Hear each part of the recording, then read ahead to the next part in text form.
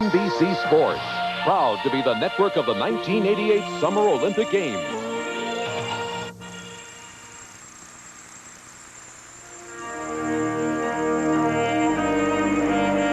The 1986 baseball season comes down to this: the 7th game of the World Series between the Boston Red Sox and the New York Mets. Those who saw the Mets come from behind to win Game 6 will remember it for a lifetime. Is it possible or even thinkable that the series final contest could produce similar drama? Well, baseball history is filled with 7th game memories. Enos Slaughter's gamble, Sandy Amoroso's catch, Bill Mazeroski's homer, McCovey's liner clutched by Richardson. And here we are again. Game 7 next. NBC Sports presents the World Series, an inside look. Brought to you by Aetna, the insurance people. Work with the best in the business. By Contel, big company communications for companies of all sizes.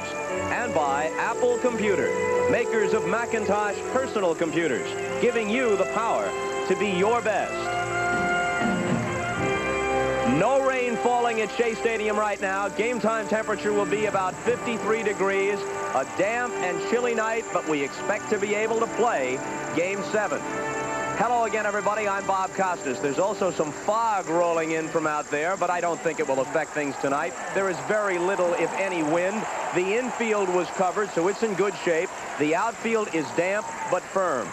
Game 6, as you know, exhausted all superlatives. All that's left to talk about concerning Game 7 is the strategy, particularly the pitching matchup.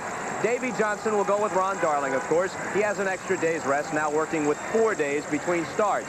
But the rainout last night allows John McNamara to switch from Oil Can Boyd to the man who has been his postseason ace, left-hander Bruce Hurst, on 3 days' rest. Earlier, I talked with McNamara. Mac, you're thinking on going to Bruce Hurst tonight. Well, Bruce has been our most effective pitcher down through September, through the playoff series, and also the 2 games in the World Series. Left-handed-wise, our scouting reports tell us that the Mets are a better left-handed hitting ball club than they are a right-hand hitting ball club. Dykstra's out of the lineup, starting lineup tonight, so is Backman, the second baseman. They're the catalyst on their offense. You've been asked this before. Here it is again. You're thinking on not hitting for Buckner with Baylor late in the game on Saturday and then not replacing him with Stapleton in the field. Well, we had a 1-run lead, 3-2 lead with the bases loaded. Billy Buckner drove in 102 runs for us during the course of the season against both left-hand and right-hand pitching. I did not think it was right to use both my pinch hitters, Greenwell and Baylor, in the 7th inning. If it came to a tie, nobody's available down the line. Defensively, if it was a case where range or whatever, Buckner couldn't get to the ball, then I would be subjected to a second guess. He is in front of the ball went through his legs, he just didn't catch it. He's the best defensive first baseman I have. How do you assess the attitude of your club tonight? Very good. They're positive. We've faced adversity all through the season, and we've met it. Related back to that 3-0 ball game. We were ahead in the 9th inning, got beat in Anaheim, came back the next day and turned the series around, or turned the playoffs around. That's why we're in the series tonight. We'll play. Thanks, Matt. Good luck tonight. Okay, Bob. Thank you. We'll be back with Marv Albert talking with Met manager Davey Johnson right after this.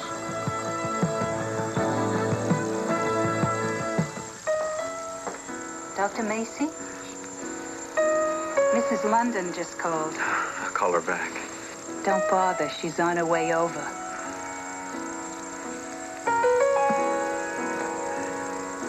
How he did it was a mystery to me. But he'd just make people stop being afraid. Doing real well. Nothing physical. I could feel it happen. He was the whole reason I decided to become a doctor. Medicine's changed. The technology's so incredible. Hi, Dr. Mason. How you doing, Tim? We're scared. That feeling of security people need will never change. You gotta tell this kid there are a lot of things he can't do. 10 million Americans depend on Aetna for that feeling. He's your patient, Kate. And what makes Aetna the best in health benefits isn't just knowing how to cope with this bewildering present. Hey, Papa. It's knowing what must be saved from the past. I need some advice. Managing information means storing it, finding it, and moving it from A to B. When that meant linking 800 miles of Alaskan pipeline, they called Contel. When it meant matching orders to inventory at the Stoneham Lumber Company, they called Contel. Small business or tall order, Contel can help you manage information better, too. For Contel, I'm Charlton Heston.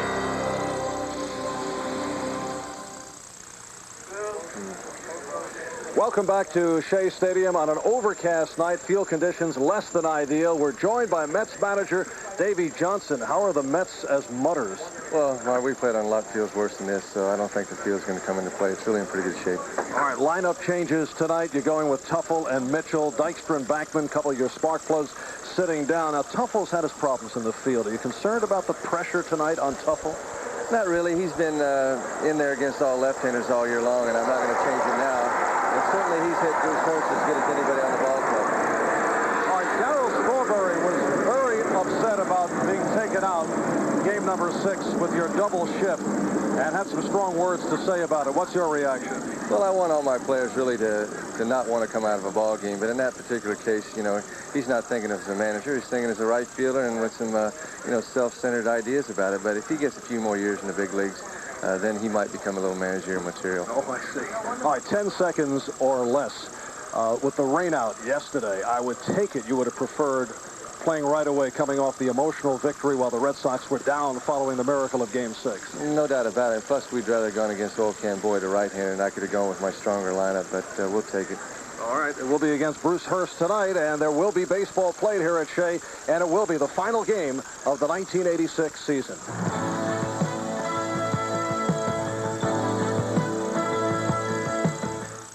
The fiber in Kellogg's Mini Wheats helps keep me flying right, but it's the delicious frosting that fuels my youthful appetite. Small problem. The shredded wheat nutrition gives me that drive, but the kid in me loves to tackle the tasty side. Kellogg's Mini Wheats. Shredded wheat nutrition for the adult in you. Delicious taste for that part of you that'll never grow up. The fiber in Mini Wheats gives me a great start. When it comes to the great taste, I'm just a kid at heart. I'll have what she's having. What do you think of Jensen's report? Looks terrific. I thought so, too. It's nice to see our computer system is finally earning its keep. I wish that were true. What do you mean? Marketing isn't using our system anymore. And how do they do this? They did it on their own system. The one they got a month ago. They put this together in a month? Well, not quite, Frank. They did it in a week.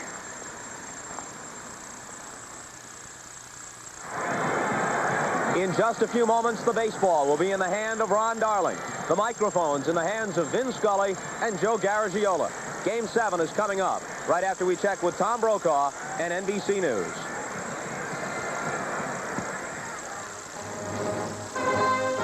This is NBC News Digest. Here is Tom Brokaw, NBC News.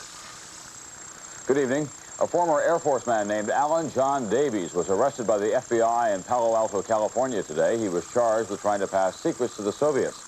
Moscow has been saying that President Reagan agreed in Iceland to the idea of eliminating all offensive nuclear weapons.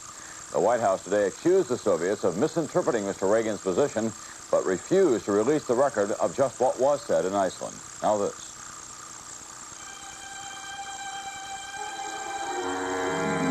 The 35mm automatic one-touch from Nikon. It puts great photography at everybody's fingertips. An arbitrator today blocked NFL Commissioner Pete Rozelle's plan for random drug tests of all football players, saying they would violate player contracts. I'm Tom Brokaw. More news later on this NBC station. Tuesday, Matlock's daughter romances the underworld. You're a dangerous man. Dangerous to his career and her life. There's going to be hell to pay. Matlock. Venturella wants to end Chicago's reign of terror. His wife wants to end their marriage. Tell me that you want me out of your life. When can you pick up your clothes? Crime story. On home, Tuesday. Couples who engage in freewheeling, casual sex these days are playing a dangerous game. We're talking about death here. We're talking about death. AIDS is more than a medical problem. It's an issue that affects all of us. For some, it's a matter of life and death. For others, it's opinion based on fear. Knowing the facts is the best way to come to grips with AIDS. And we can help. Tomorrow on the Channel 4 News at 4, 5, and 6. It's not just another special report. It's your opportunity to understand. Okay, team, here's the game plan. Go to Vons and pick up your free scratch and win puzzle game card. Win! 80,000 prizes, including Raiders tickets and yearbooks. Scratch and win, then go for the 80 grand prizes. Match your game card puzzle piece with a one at your participating Nissan dealer and win. One of 40 Nissan hard body trucks, or one of 40 round trips to the Caribbean islands on American Airlines. Where's the instant win? On. And where's the grand prize win? Nissan dealers. The giant scratch and win puzzle game at Vons. The Mentally Ill, on the street, on the edge, Wednesday at 5.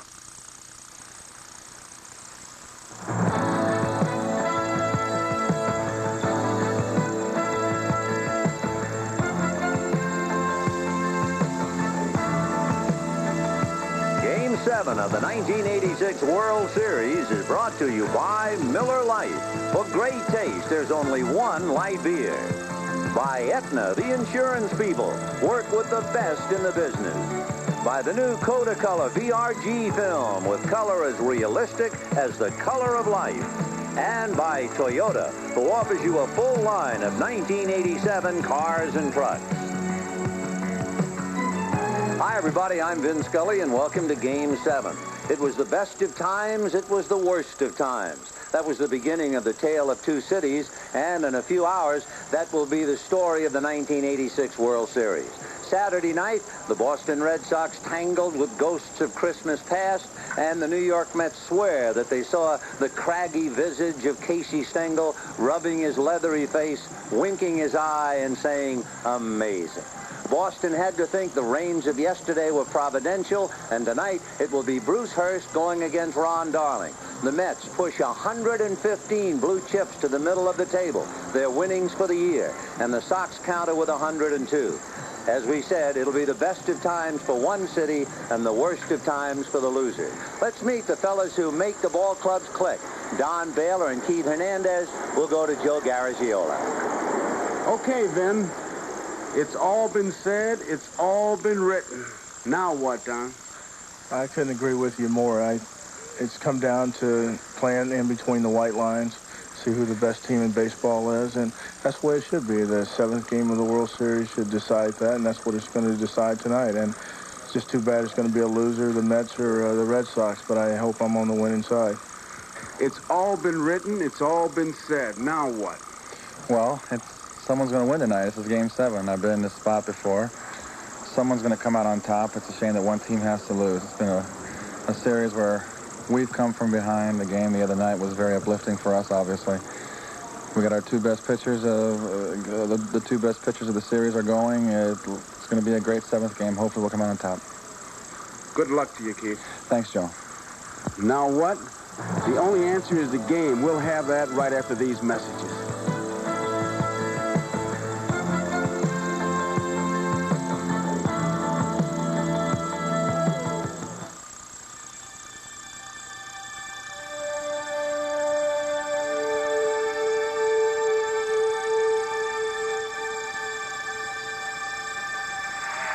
Freddie Lynn on deck. The 1-0 delivery to Fisk. He swings, long drive, left field. If it stays there. They begin so small, and the game is so hard. But they have an incredible secret advantage. They have such heroes to inspire them. Aetna is proud to sponsor the 83rd encounter between the best in the business and the best in the business. The heroes of October are with us again.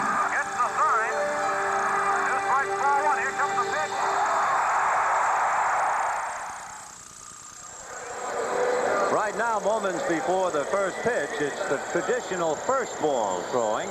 And a switch on it tonight as we go to Game 7.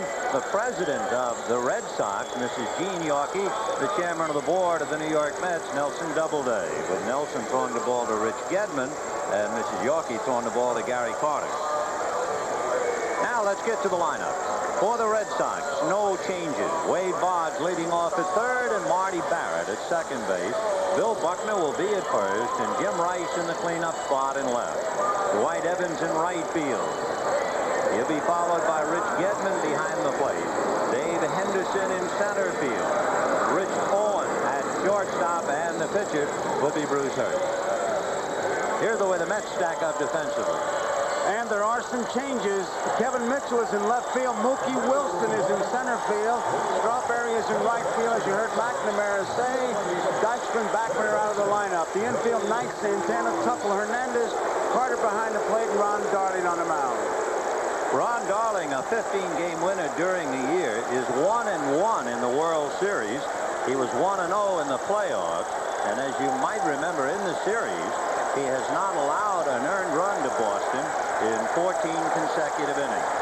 Wade Boggs, Marty Barrett, and Bill Buckner, and here we go. Ball one. John Kibler, Jim Evans, Harry Wendelstedt, Joe Brinkman working the line, with Ed Montague and Dale Ford on the foul line. Right.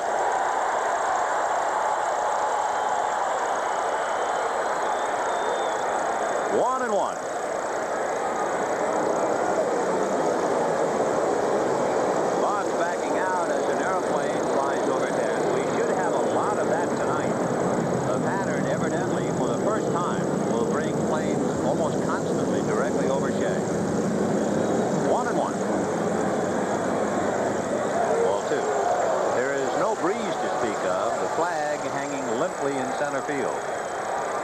Remember, that's how Hernandez, he figures that the breeze when they're overhead blows to left field.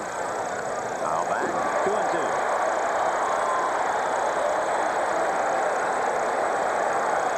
So on a somewhat breathless night in New York, it's the final game of the year. 2-2 to Boggs.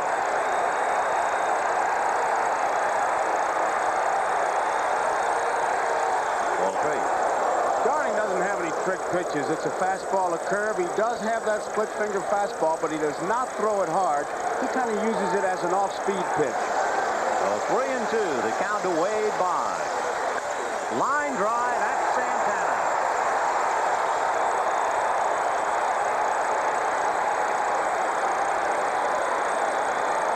So Wade Boggs hits it right on the button, but right at Santana. One down. And second baseman Marty Barrett coming up. Barrett is hit in all 6 with 4 RBIs.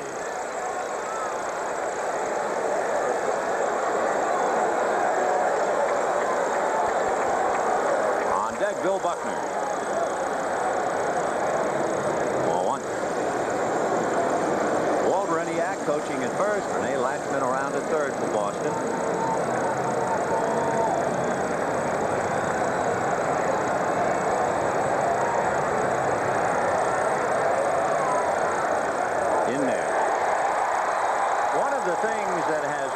The Red Sox considerably throughout the series, leaving men on base.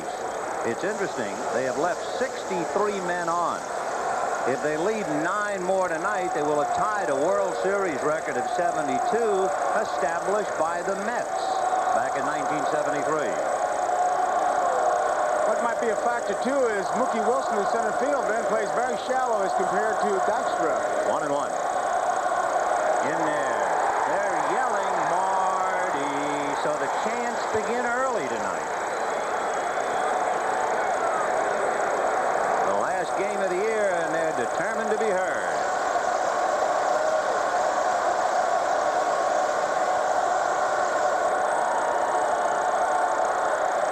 And that's hit in the air to shallow right field, but Strawberry is there.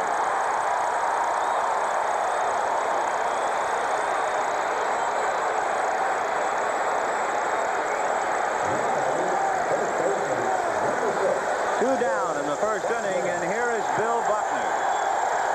He is getting, in some areas, a standing ovation, but you can understand the reasoning behind it.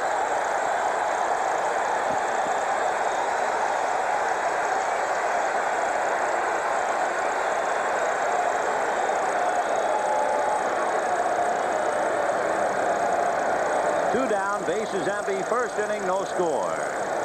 On deck, Jim Rice. Strike, outside corner.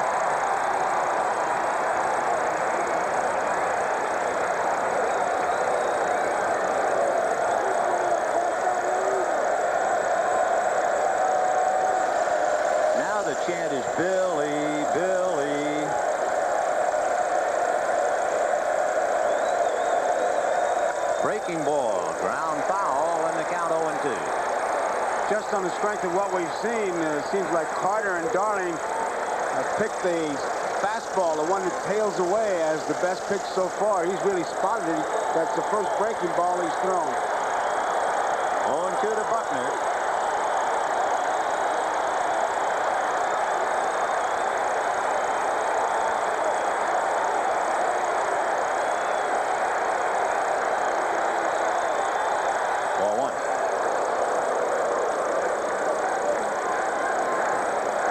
Joined us late. Wade Boggs lined out to short. Marty Barrett flied to right as Bruce Hurst and Don Baylor look on. Fastball sliced down the left field line, and that one is going to land foul. Buckner halfway to second base. They'll have a long walk back.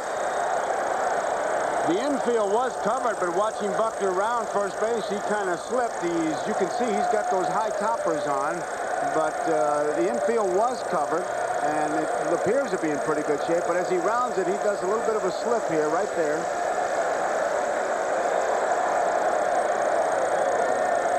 So Buckner comes back. 1 ball and 2 strikes to count. 2 out, first inning, no score. Rice on deck. The final baseball game of the year.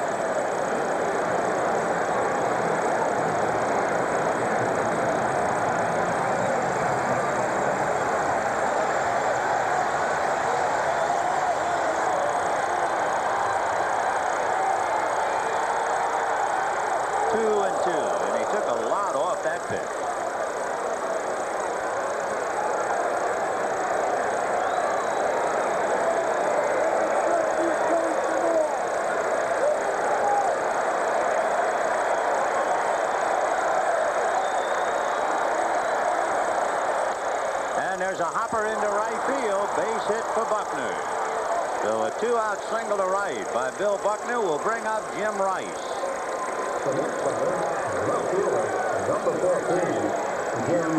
Seemed to reach for it and just plugs the gap between first and second. Interesting, too, looking at that, Buckner, as he was swinging, Hernandez started to go the other way. I think Keith was expecting the ball to be pulled between him and the bag as opposed to in the hole. And here is Rice.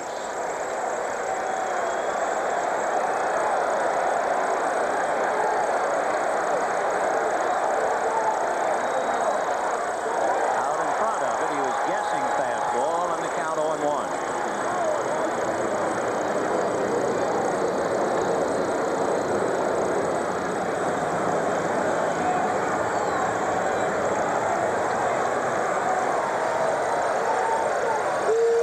In the dirt, knocked down by Carter, and of course Buckner's not about to gamble on the base pass. And Carter did a good job of shifting. He's ready to move. Just the tip of the glove got it, and as long as you keep that ball in front of you, no one is going to move, especially Buckner. So Buckner at first held on by Hernandez. 2 out in the first inning, no score. 1-1. The count to Jim Rice with Dwight Evans on deck. Fouled away off first base out of play. Came inside, hit him on the thumbs. Rice is using that choked up grip that he's gone to just a bit, and when you ask him about it, there you see it. He says, I just want to drive the ball. I want to hit it hard. I'm quicker with the bat when I choke up a little bit.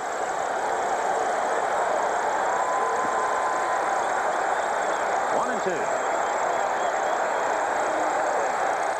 Fouled off.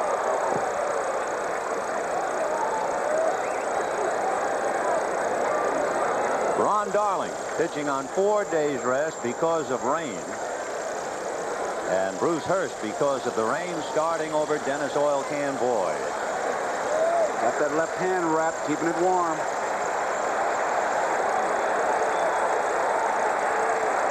One ball, 2 strikes to Jim Rice. And that's line to right. Strawberry going to his left, backhands it. No runs, 1 hit, a man left at the end of the half an inning. Sox nothing, Mets coming up. Of all the new cars sold in the U.S., the number 1 trouble-free car was a Toyota. The number 2 a Toyota.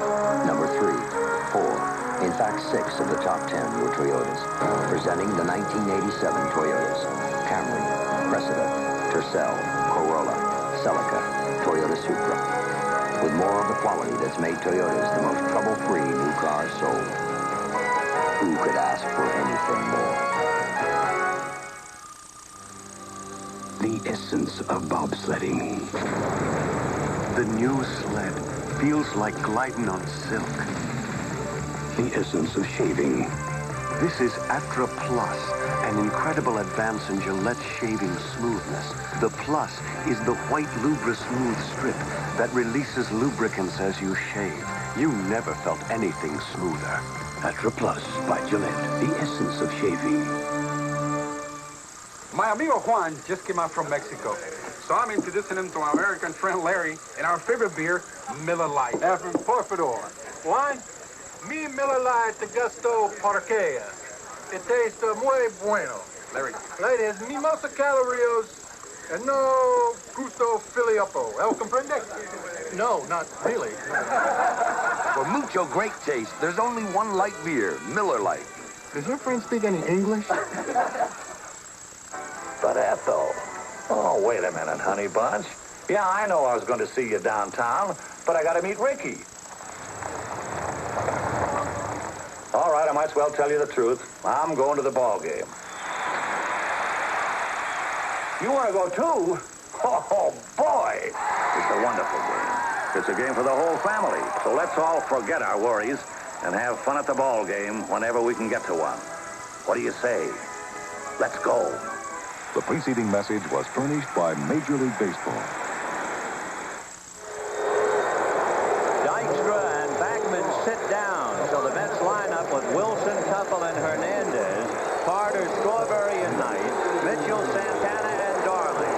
And Bruce Hurst, a 13-game winner during the year, 3-0 in postseason games, a brilliant earned run average of 1.7. And a ground ball to the right side to Marty Barrett. 1 pitch, 1 away.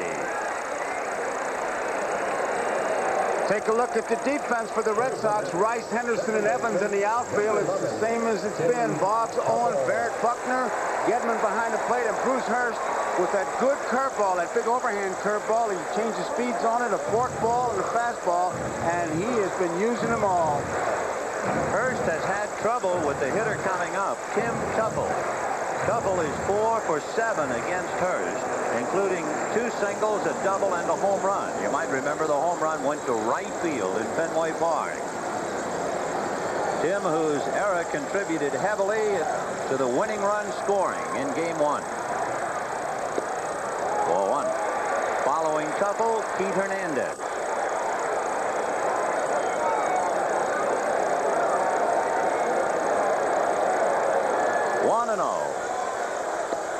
Strike. When he spots that pitch on that outside corner, he is just doubly tough because it just makes his other 2 pitches, the slow curveball and the forkball, more effective.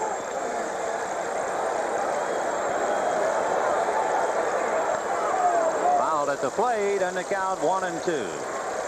I guess it figured we'd have a game like Saturday night when you realize that the Red Sox won 19 games in their last at-bats, including the playoffs.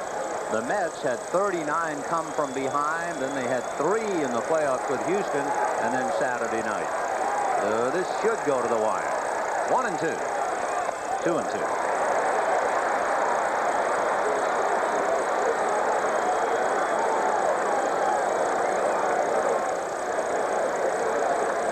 And you could just as well change the name at the bottom of that sheet to Sox in Boston. Popped in the air on the right side, and it's Marty Barrett. As a ball club, if you're the Red Sox, you're looking for a strong inning from your pitcher, much like Darling gave the Mets, and so far that's what Hurst has done. And with 2 out, here is Pete Hernandez. Another interesting aspect to the game tonight, it is conceivable that the long men, the so-called long man in the bullpen tonight, would be Dwight Gooden for the Mets and Dennis Oil Can Boyd for the Red Sox. And Roger Clemens said before the game, just talking to him, he showed me where he had the blister. He said, I can go if they need me. Gooden looking on with Santana and Howard Johnson in the dugout. Ball one to Keith Hernandez. Hernandez, a member of the '82 Cardinal Club that was down 3 games to 2 and won it. And he's trying to repeat it. You can see him shaking his head as another plane flies overhead. They really sound like they're low. I can see where your concentration would be, Brokey.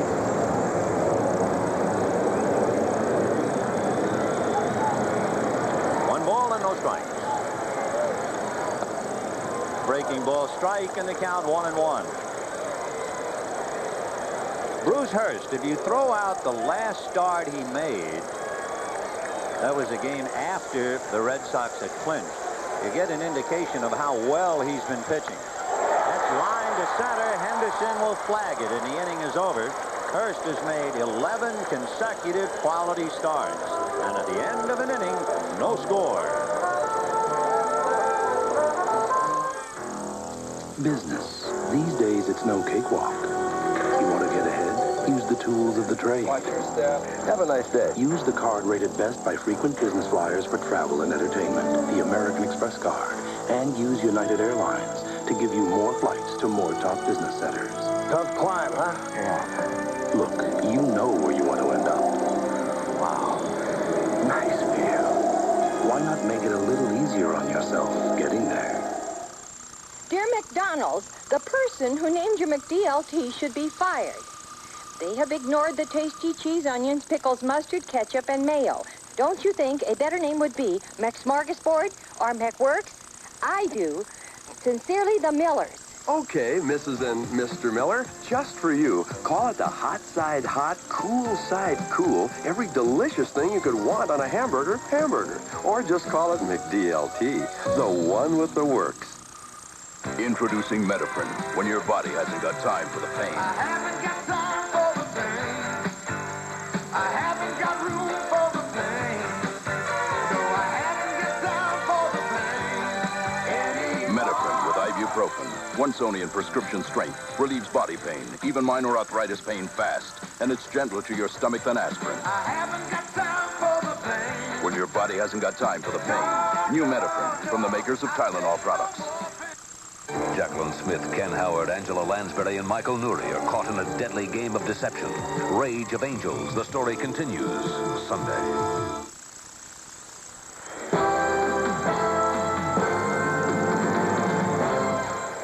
The almost hypnotic stare of Jim Rice.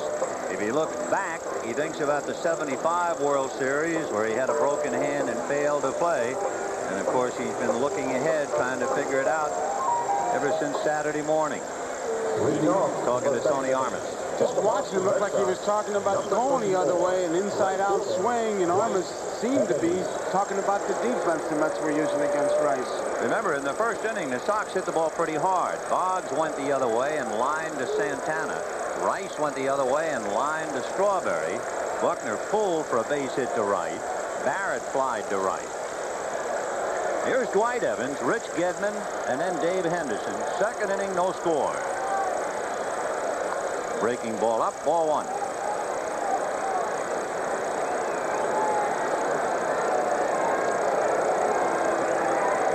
Top of the second.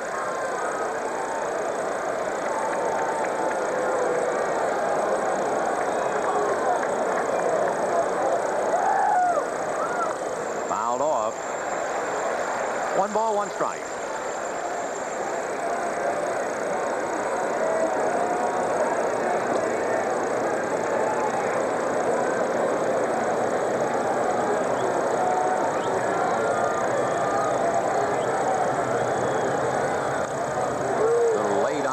And the count 1-2 to Dwight Evans.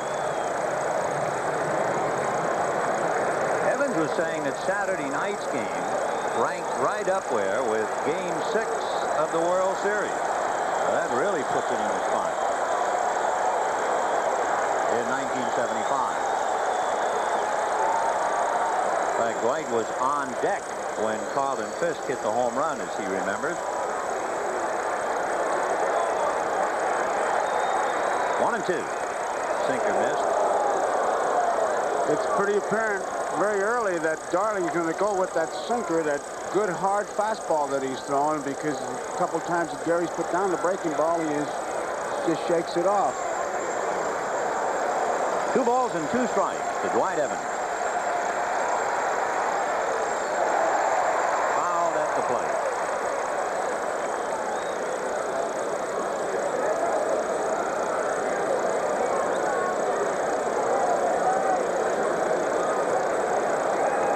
That's the way it looks to the hitter, and there's the rotation.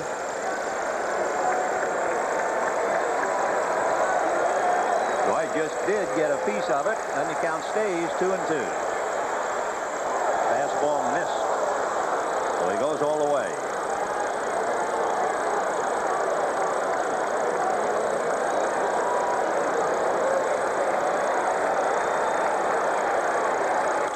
High foul off first, slicing down the line. Hernandez on the tarp roller to get a look, and it's way back. It's a great delight in this game, Vin. It's the 7th game of the World Series, so much riding on it. Yet, as you look with our center field shot, you'll still see that the same signs used on the playground. 1 was the fastball, 2's the curve, and 3's the split finger. 3-2 to Dwight.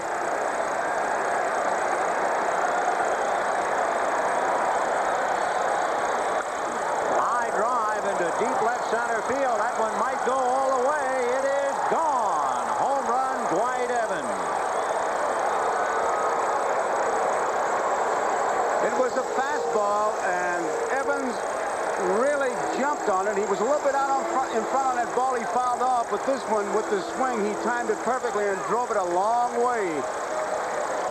Dwight Evans' 2nd home run of the series, and his 7th run batted in, and it's the Red Sox who score first and lead 1-0. The batter will be the left-hand hitting catcher Rich Gedman after we take one more look. And of course, Evans, a great low ball hitter, and he got that ball down around the knees. Ball 1 to Gedman.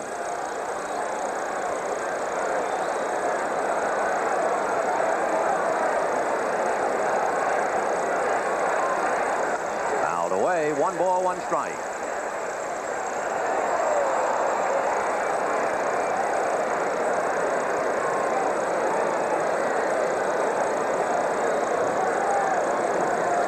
So Dwight Evans with a big home run to the back row of the bleachers in left center.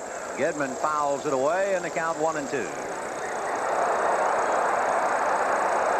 Looking at making Gedman chase the bad ball, changing speeds on him. It'll be interesting to see what Carter and Darling do with this pitch. It's 1 ball and 2 strikes. He's got that split finger. Maybe try to bounce one up and see what happens. Gedman followed by Dave Henderson. And as you can see, things come tumbling down. Well, they're portable stands, and obviously when the foul ball gets there, everybody leans, and there it goes. Fortunately, it doesn't appear anybody got hurt. Time out for a moment while they restore that. So we can tell you that that home run by Dwight Evans is the 9th home run in this World Series. What makes it interesting, all in the road ballpark. The Red Sox have now hit 4 home runs in the series, and the Mets have hit 5. So as Tom Seaver sits quietly, eating sunflower seeds, they prepare the wall in right field, and time is out. 1-0 Red Sox, top of the 2nd inning. Talk about sunflower seeds. I thought it was kind of interesting. Only in the World Series coverage do you get it where they had psychologists try to figure out why ball players chew tobacco, chew gum, chew sunflower seeds. I can't understand why they chew tobacco. I wish they'd stop that. But the sunflower seeds, they had all kinds of reasons for that. But only in the World Series do they emphasize something like that. Meanwhile, the walls come tumbling down, so timeout at Shea. You might wonder about that rainout that we had, going back to the history books. In 1911, if you can imagine, between games 3 and 4 of the World Series, there was a 6-day rain delay. That 1911 World Series finished on October the 26th. Then, of course, in 1962, you might remember, in San Francisco, Game 6 was rained out 3 times. And 1975, Game 6 was rained out 3 times. And in going back through the history books, yet another footnote to Saturday night's game. Game 6 of the 1986 World Series will be listed as the greatest comeback game in World Series history. No team down by 2 runs scored 3 in its last at-bat until Saturday night.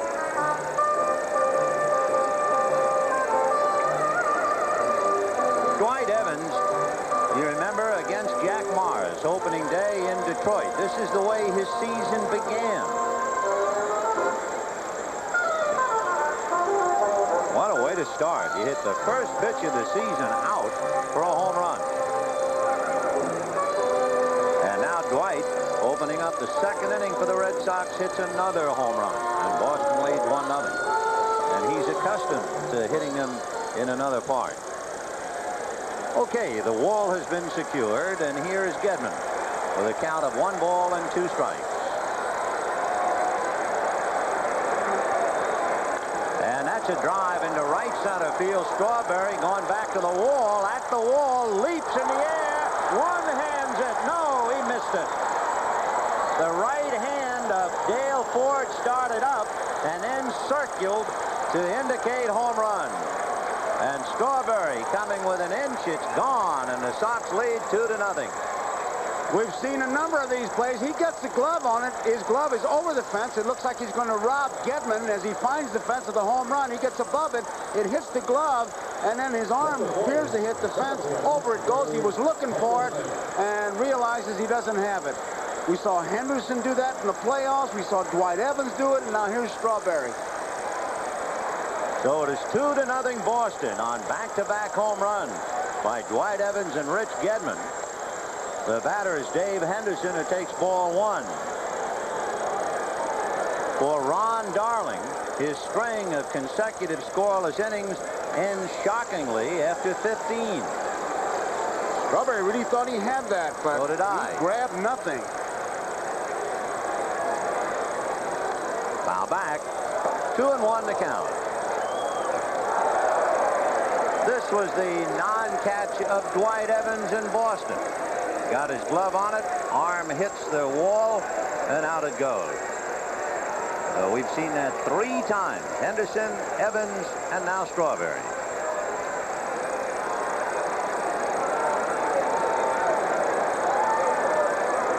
Two and 1. 3-1.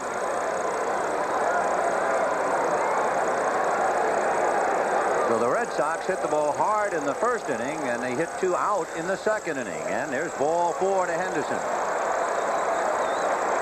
Darling has now walked 10 men in the series, and Mel Stottlemyre going out to talk to him to see if he can find the solution. Spike Owen will be the batter. Nobody out. Pretty apparent why Stottlemyre's going out there, just to settle him down, because back-to-back home runs, and hey, that'll get you to thinking, it'll get you to aiming, and all Stottlemyre wants to do is, hey, look, okay, so they got the 2 runs. Let's get settled down here and go back to work. You could see by the reaction on Gedman's home run that it was a bit of a shocker as far as Darling was concerned.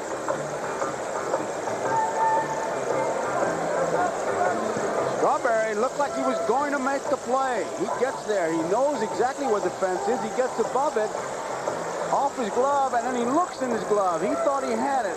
Oh, he says, but it's a home run.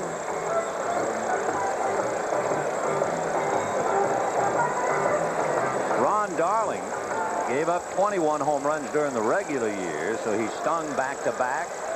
And now with Henderson on and nobody out, Spike Owen is the batter. Knight cheating in at 3rd base. And with Owen, they can certainly put a play on because he can handle that bat. And for the historian, the last time, 1981, Guerrero and Yeager of Ron Guidry, Dodgers versus Yankees. Right.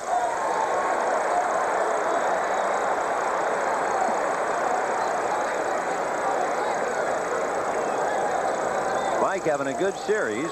As a quick look down at Rene Lachemann. Henderson held on by Keith Hernandez. 2-0 Red Sox, top of the second inning.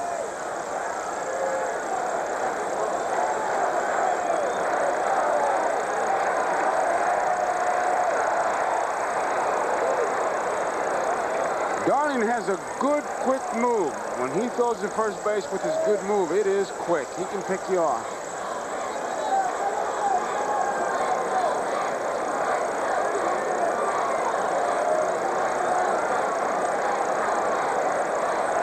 No balls, 1 strike. That's in there. The scouts rate Darling as being quick to first, but pretty slow coming to the plate. Darling is considered a good fielder. 0-2 the count.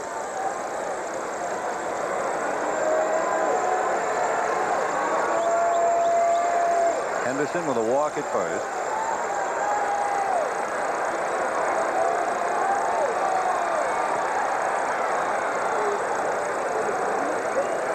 If anyone wondered with the fog here tonight and no wind whether the ball will carry, that question has been answered by Evans and Gedman.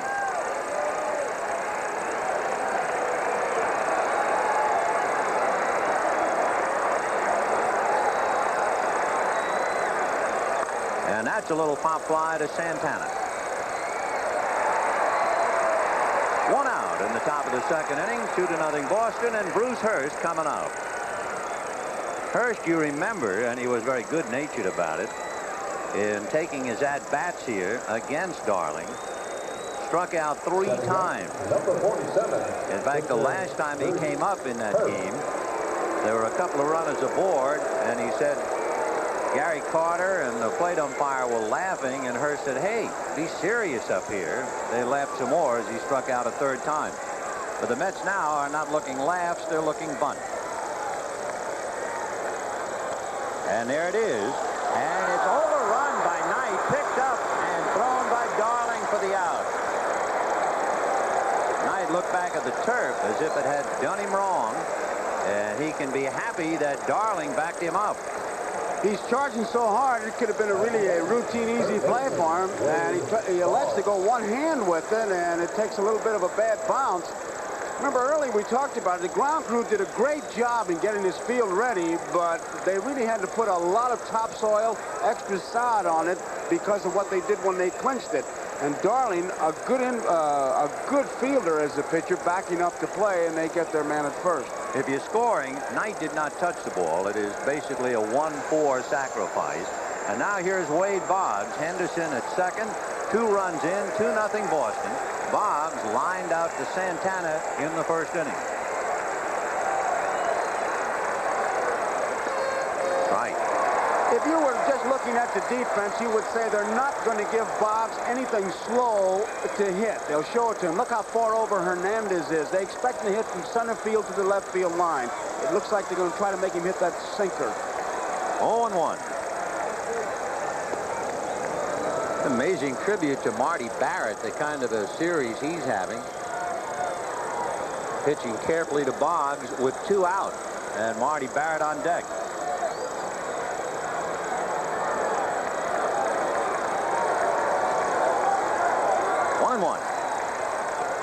Ball 2. Henderson, the way the infield is, the only man who might bird dog him at all is Tim Tuffle, and he's far away. So you can look at the infield dirt, and you can see where Henderson is winding up. He is taking a lead of almost 45 feet before he stops. 2-2. Mark on the runway, you could just about measure it. So 2 balls, 2 strikes, 2 out to Boggs, 2 in.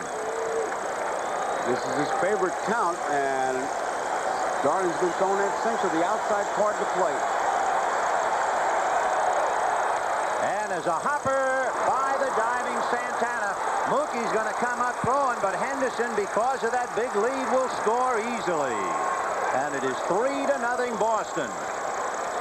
With 2 men out, he's able to get that big lead, and the scouting report, and talking to Frank Malzone and Sam Mealy, they're going to run on the Met outfielders. Santana tries to knock it down to keep it in the infield, but there was no way that Henderson was going to slow up As soon as that ball gets to the outfield, the scouts told him, take off. It's still kind of amazing when you realize it. With a runner in scoring position at 2 out, they pitch to the major league's leading hitter. And he drives in the run. He may have widened that zone a little bit as we watch Henderson score to knock in that run.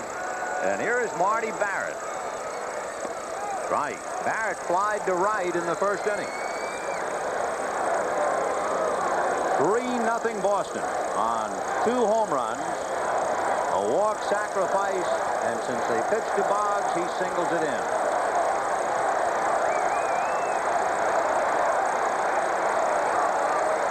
And Barrett bunts up along third. It's staying on the grass. Base hit. Once it grabbed that grass, it was going to stay there. It looked like for a minute it was going to get to the dirt part. Had it gotten there, it would have rolled foul. There's no way that would stay fair once it hits the dirt. But when it grabs that grass, now right about there, looked like it was going to go foul, but once it hit the grass, it's almost like little fingers, like octopus grass. He just held it, and Marty Barrett, say what you want, there he goes again. He's in the middle of it for the big guys. And left-hander Sid Fernandez loosening up. 2 on, 2 out. And Bill Buckner becomes the 8th man to come to the plate in the second inning. Buckner singled to right in the first inning.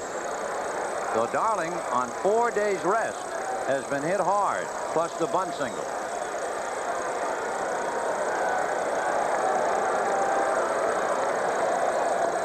Remember, 2 of the outs in the first inning. Boggs lined hard at Santana, and Rice lined deep to Strawberry.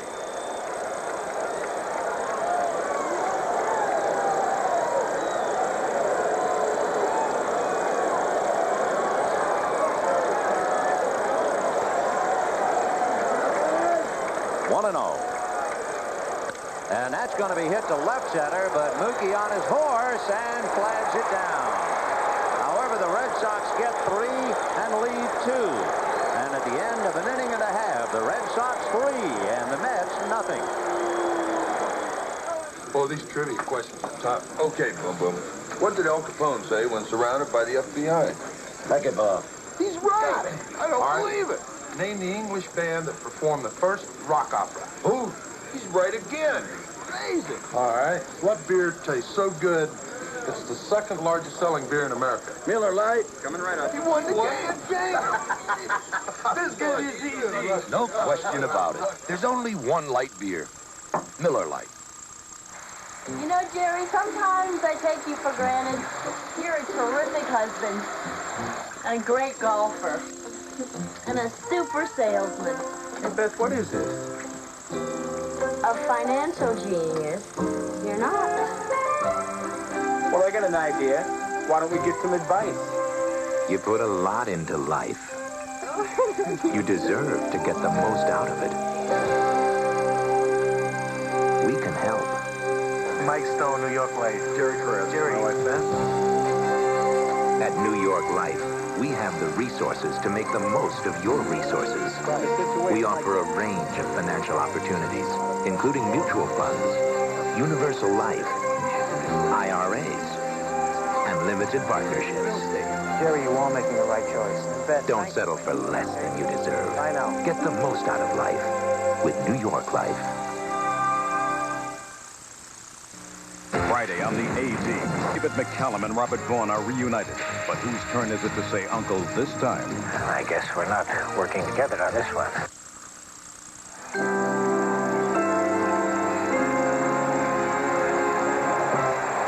The importance of this play, if Strawberry had held onto the ball, the Red Sox would have scored 1 and not 3. This ball is out of the strike zone as Boggs hits. He really widens the zone. And watch, Mookie is in shallow, but it's what Malzone and Mealy were talking about. Run on Mookie, but you can see Henderson was only about 2 steps past third base. So the scouting report really helped score that run.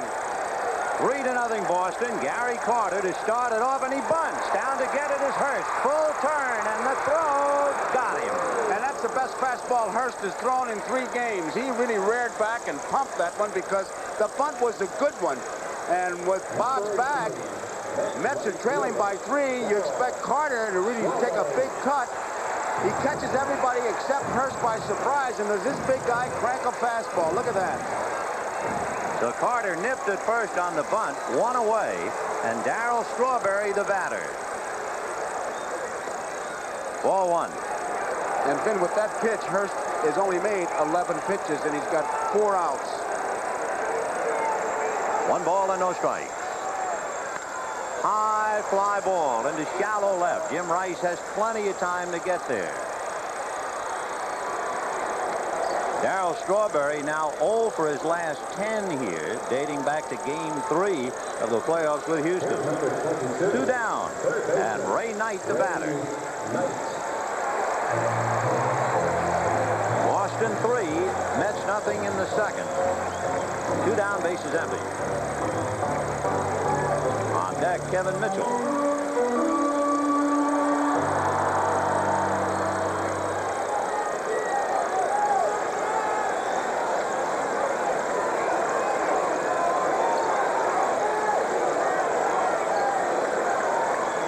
Knight, who scored the winning run in that somewhat bizarre game Saturday night. Right. Bruce Hurst came into this game with a World Series ERA of 1.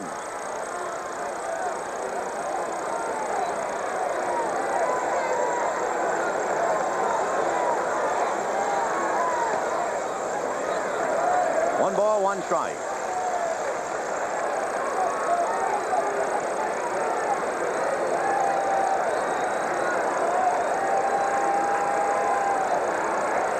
To Ray.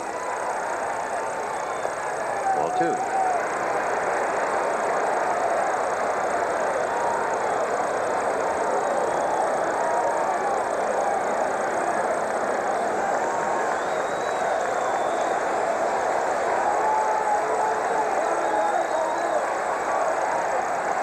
Fastball and a one-hopper into center. Base hit for Knight.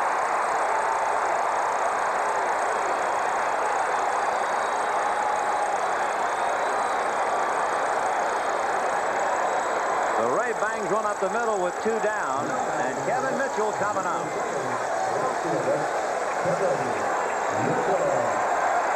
Here's the pitch that Ray Knight hits. It looked like a fastball. It was a fastball. Got a 3-run lead, Hurst. He wants to stay away from the base on balls. He challenged Knight, and he lost.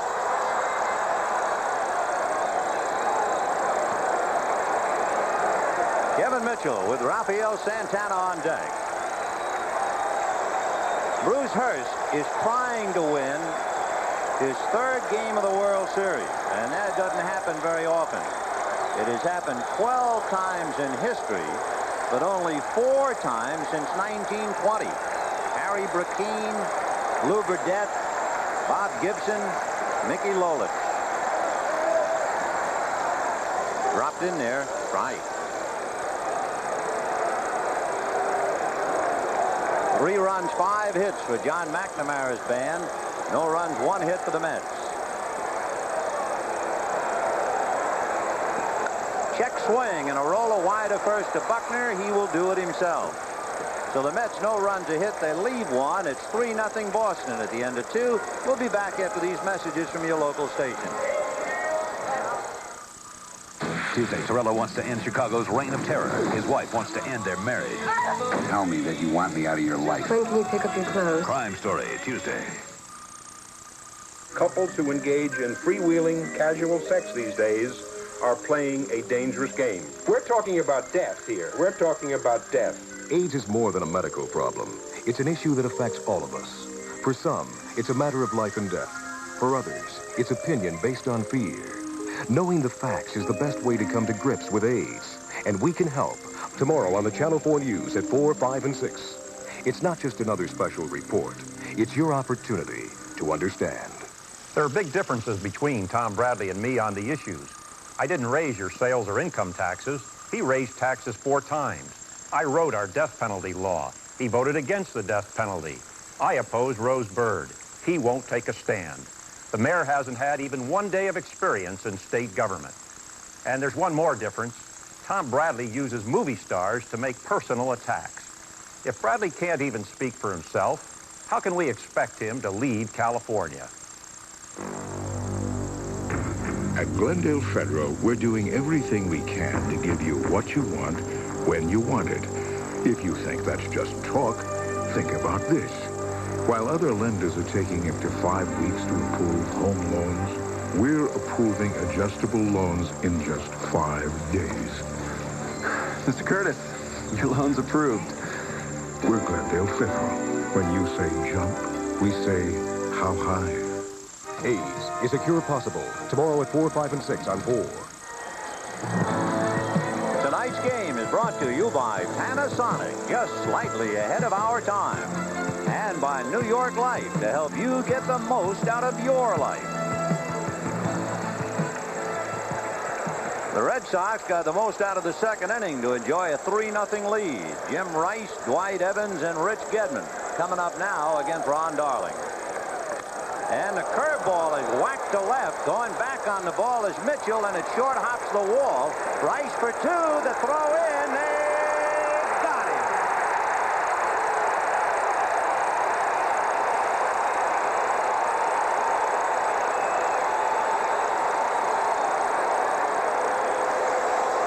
Mitchell knows the ball's over his head. He plays the carom just perfectly, and keeping with the motif of running on the outfielders, Mitchell uncorks a strong throw, and Tupple makes the tag on Rice. Look at Wendelstedt on both knees making that call.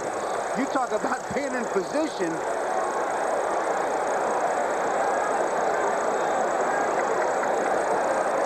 So a base hit to left off the base of the left field wall. 7-4 of you scoring from Kevin Mitchell to Tim Tupple. That was your classic hanging curveball. Boy, it wasn't it, just though? hung up there. Breaking ball up. Dwight Evans, the batter. And it is apparent in the early going from the moment that Wade Boggs opened the game with the line drive at Santana that it is a shaky start for Ron Darling, although there is no one throwing in the bullpen. He's only had one pitch going for him so far. It's been that hard sinker, and he's really had to spot it because when he got to Evans, he was sitting on it and boomed it. There's a breaking ball lifted to straightaway, shallow center.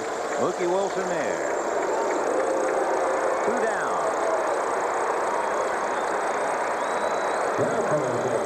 That'll bring up Rich Gedman, who hit the home run in and out of Darryl Strawberry's glove in the second inning and turned it from a 1-run inning to a 3-run inning. And you might remember throughout the series we told you how Darling and Gedman battled each other in high school. And finally Gedman has hit one. Strike.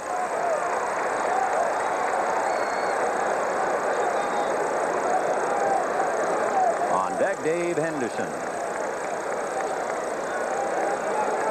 I've never seen so many players with that stubble like we got now. Hernandez didn't shave. Gedman hasn't shaved. It's the Sampson theory, I guess. Ground ball back of first. Keith will bring it to the bag.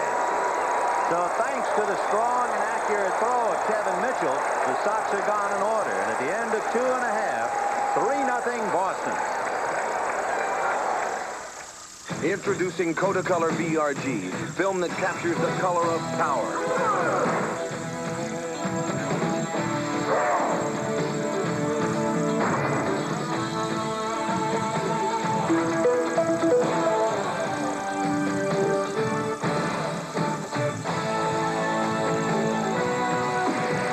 The most accurate, realistic color in print film is here. New Kodacolor VRG. The color of life.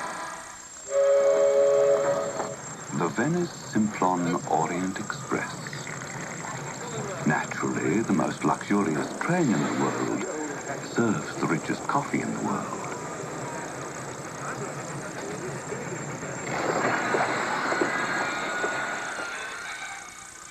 Oh, c'est impossible! Pas de café de Colombie!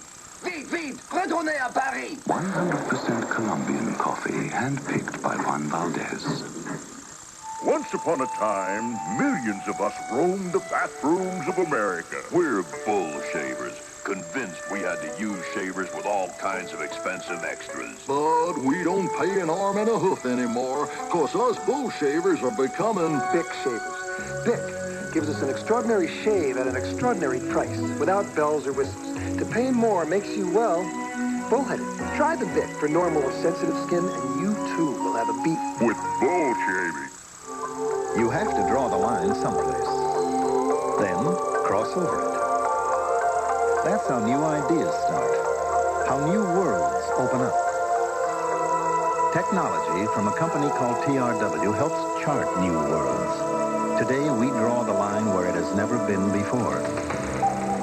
Tomorrow, we'll cross over it. Tomorrow is taking shape at a company called TRW. We're going to the bottom of the third inning at Shea Stadium in New York. The Red Sox 3, the Mets nothing. Rafael Santana will start it off. Then Ron Darling and Mookie Wilson. And of course, all that went down like broken glass in the second inning.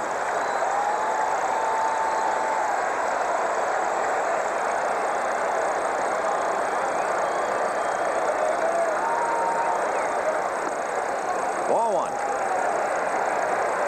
During the regular season, the Mets gave left-handers a bad time, but not in the World Series against Bruce Hurst. Ball two. In the regular season, they beat left-handers 27 times and lost to them only 11. It's better than 700 balls. In there. 2-1.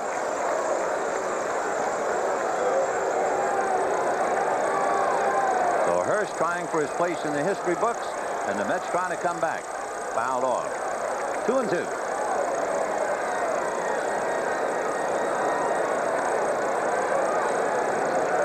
See how nice he was? He asked Getman, are you all right? He got a foul tip. If that ball would have laid in front of home plate, they would have checked the ball, but the pitcher's worried about the catcher. 2-2. Fouled away. Of course, he hit a home run. That's when they're really nice to you. 3 runs, 6 hits for Boston. No runs, 1 hit for the Mets. A 2-out single by Ray Knight.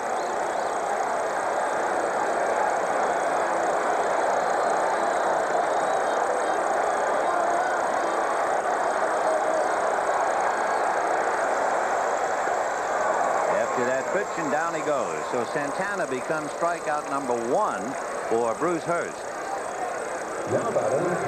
Looked like a breaking ball. It was not that big overhand curveball that he throws. It could have been that fork ball. It broke down off speed. When he throws that slow, big breaking curveball, he really gets those hitters out in front. There's Ron Darling. And he drives one to right and deep. Evans was shallow. He's on the track to make the catch. And Darling, who is considered a pretty good hitting pitcher, takes Hurst a long way. 2 down. Now Mookie Wilson will use up a little time to let Darling get back to the dugout. Mookie grounded out. First ball swinging. He rolled it to Marty Barrett, leading off the first inning.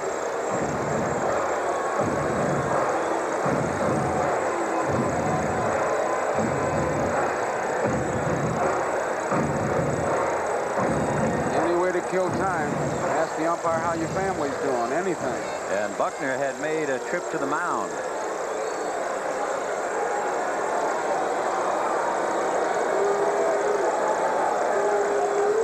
Tim Tuffle on deck. A little high with a fastball. Ball 1.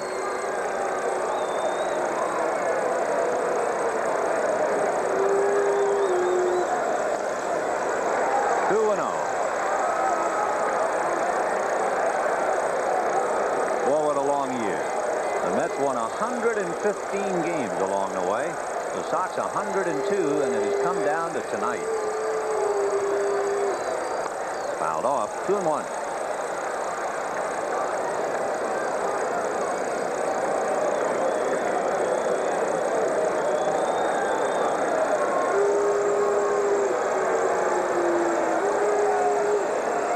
Fastball hit to right. Evans going back. Full turn. Makes the play. So Mookie takes him deep, but they're gone in order are the Mets, and at the end of 3, Red Sox 3, Mets nothing. We're your type for memos and manuscripts, love letters for labels and laundry lists. If words are the way you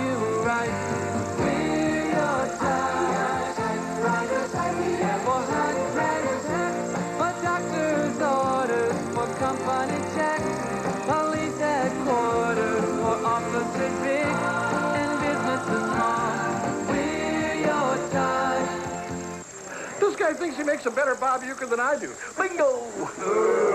See, you can't imitate the old Uke, just like you can't imitate Miller Lite. All these fans, I love them. Hey, Light is still the only leading beer with a third less calories than the regular beer and a great taste, too. Let's go, fella. Oh, I must be in the front row. Imitations don't make it. You can't copy an original. There's only one light beer, Miller Lite. You ever see my John Wayne?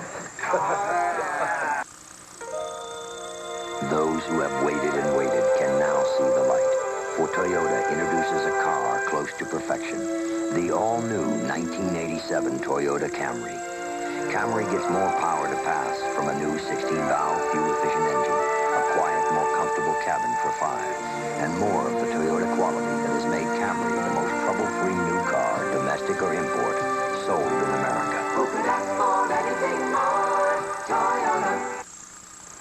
He is the most enigmatic of athletes. Ask him of his victory, and he will praise his partner.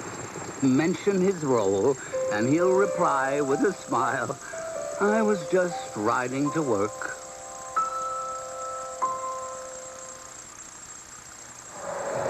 You don't really have to be a crowd psychologist to realize the spirit of the crowd that was at fever pitch when they were chanting when Marty Barrett was hitting that sing-song is gone.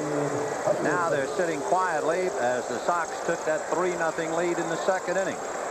If you are a statistician, it might be interesting to note the crowd perhaps has the same feeling as you have. During the regular year, the Mets won 80% of the games that they scored first in, and they're 3-0 in games in which they scored first in postseason. But it's the Sox on top 3-0, and here's Dave Henderson. He walked and came around to score in the second inning. Then Owen and Hurst. And hit him. So Henderson trots to first with nobody out, Owen coming up. And by comparison, as far as the number of pitches, as we watch Henderson get drilled, Darling has made 57 pitches. He had 55 after 3 innings. Hurst in 3 innings, 29 pitches.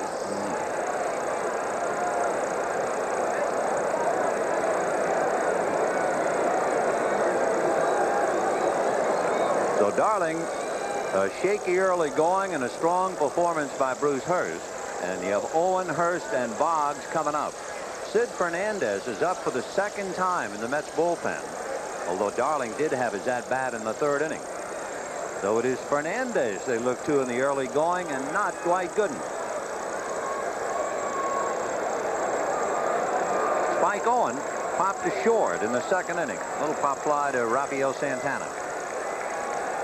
Knight is really looking for bunt in tight at third. And instead, he hits it right at Strawberry. 1 away, Henderson holding, and Bruce Hurst, who sacrificed in the second inning, no doubt has to do it again here in the fourth. And the third baseman Knight and first baseman Hernandez setting up the defense. As we saw the last time, Knight really charged hard. The ball got by him, and Hernandez, who, as always, he sets up whether he's going to come charging in or come in a couple steps and go back on a particular pitch. He'll be 2-3 pitches into the hitter Hurst, but Knight is already in about 5 steps. It's going to be a tough job for Hurst to get him over.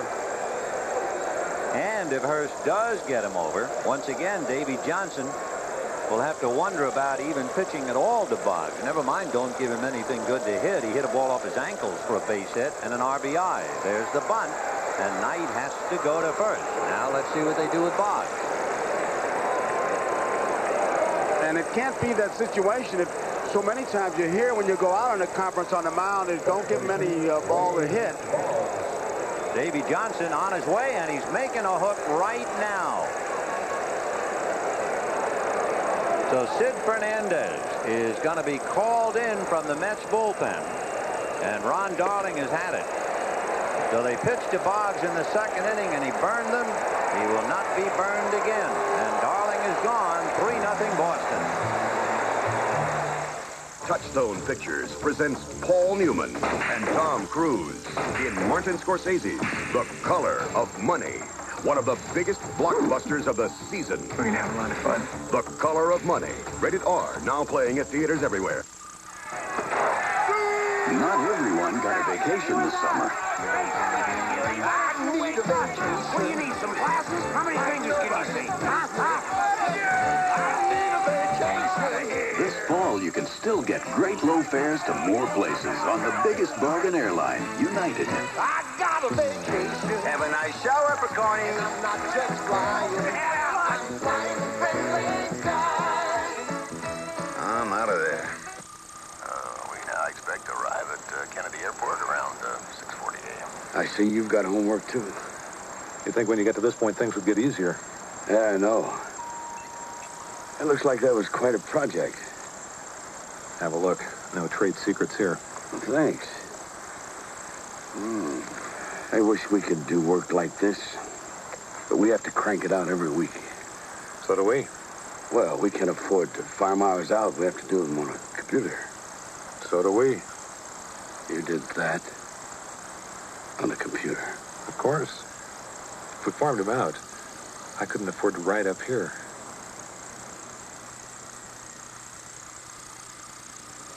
Friday on Miami Vice. You think I'm losing it, don't you? Crockett's obsession with a moonlight stalker puts him right on the edge. Friday. Ron Darling went 3 2/3 innings, gave up 6 hits, a walk, and a hit batter. And, of course, the runner at second base, Dave Henderson, is also his responsibility. Sid Fernandez will be coming in, making his 3rd appearance of the World Series. He's worked 4 1/3 innings, an earned run average of 2. It is a calculated gamble, sending Fernandez head-to-head with the leadoff man, Wade Boggs. Sid has an above-average fastball. He is considered, however, a poor fielder. Wade Boggs against Darling lined out to short, and then when they pitched to him, even though Darling threw a ball that was somewhere between the ankles and the knees, Boggs went right down after it and singled to center for an RBI. And it's no great secret that Boggs really waits a long time before he turns that bat loose. And if you think he does that against right-handed pitching, it's a little bit more, it seems like, against left-hand pitching. He usually takes him to the opposite field, and they'll set the defense up accordingly. So Sid Fernandez, who pitched very, very well, impressively, in fact, in relief of Dwight Gooden. That was in the Hearst game at Fenway Park. Now going head-to-head with Wade Boggs. 4-1. Again, we are watching Henderson. He had such a big lead in the second inning. He was almost halfway to third as the pitcher was delivering the ball. And yet he knows he can get back to the bag. You see him run right out of your picture. And once again, Mookie in center field is far more shallow than Dykstra would be as we look at Henderson. Look how shallow he is in left center field. And they'll take off on the base hit. 2-0. Fouled off. 2-1. Boston 3. Mets nothing. 2 out, top of the 4th inning.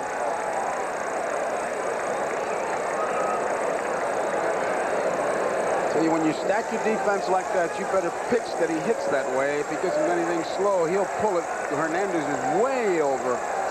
Remember, the base hit was to the left of Santana. In there.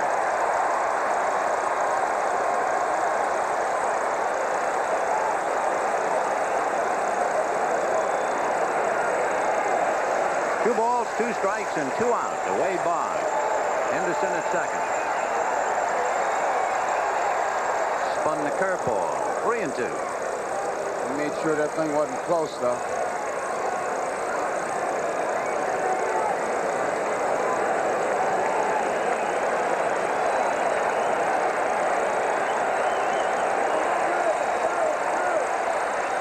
And this time in under the hands to put him on. So Boggs walks, and that'll bring up Marty Barrett. And for Davy Johnson, he opted to pitch to Boggs. It cost him a run in the second. Then he made the move to take Darling out and bring in Fernandez, and he still lost Boggs on the walk. Barrett flied to right and had the bunt single in the second inning. Marty is 1 for 2. Ray Knight very deep at third. He is not looking for Barrett to do it again. Not with 2 on and 2 out.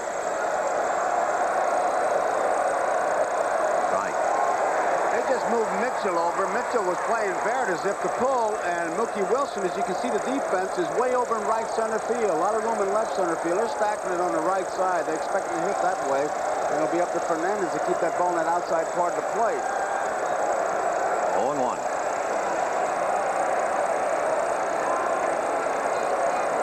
Henderson can't take the lead with Barrett up there that he was able to take with Boggs, because now Santana is almost behind him. 0-1. 1 ball, 1 strike. We really haven't seen a lot of bird dogging by the infielders, though. A lot of ball clubs, many times, just bird dog the guy back, not so much to pick him off, but to cut his lead down, to maybe you get a play at the plate on the base hit.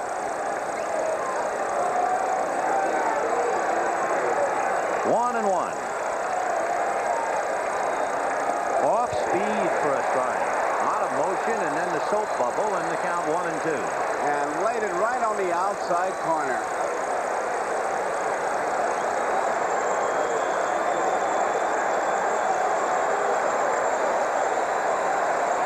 At first base, Wade Boggs. Dave Henderson at second. 2 out.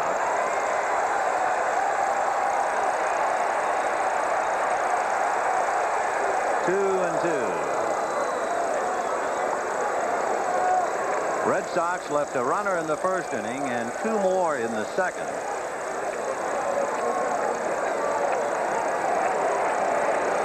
Fernandez trying to get him off the hook here in the fourth.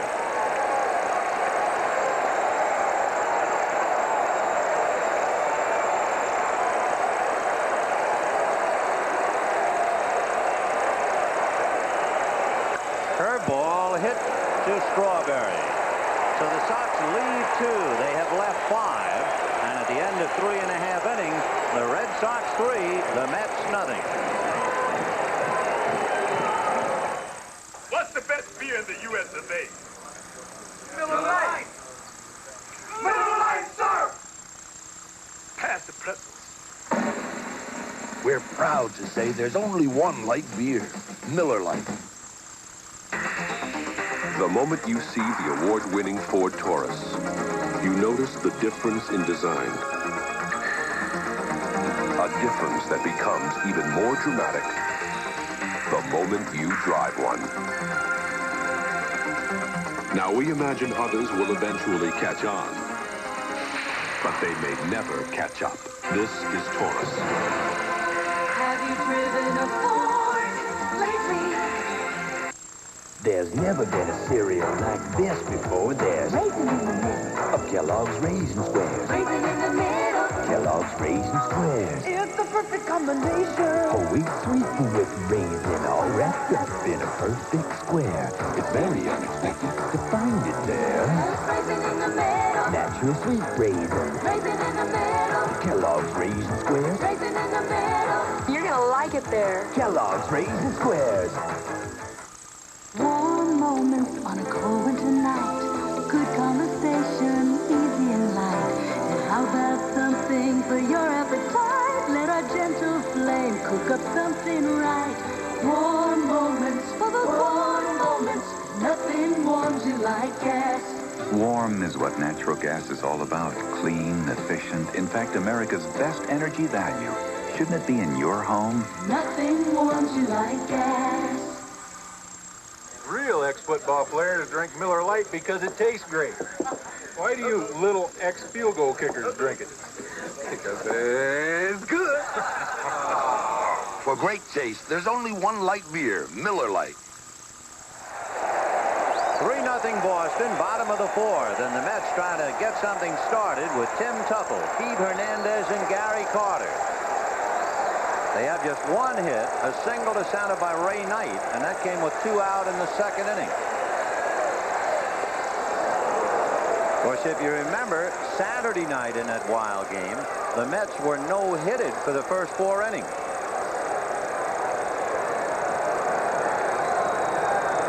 Tuffle popped up to the right side to Marty Barrett in his first at-bat.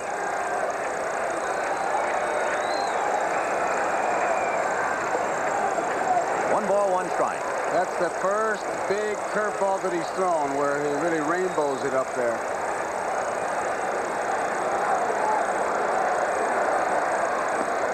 followed by the fastball for a strike. 1-2.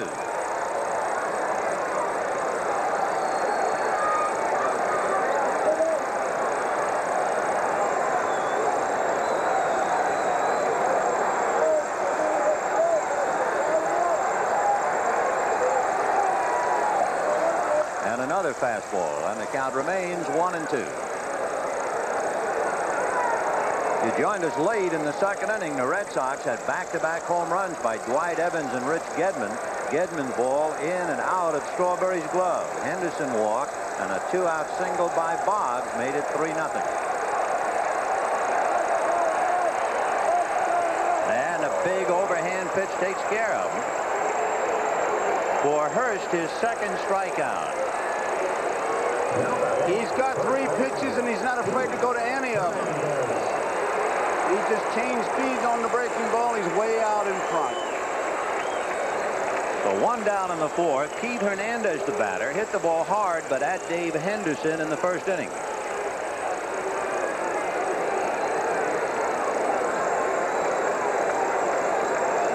On deck, Gary Carter.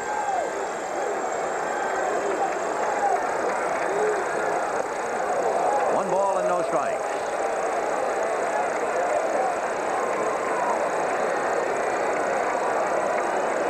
Outfield about as straight away as you can play a hitter.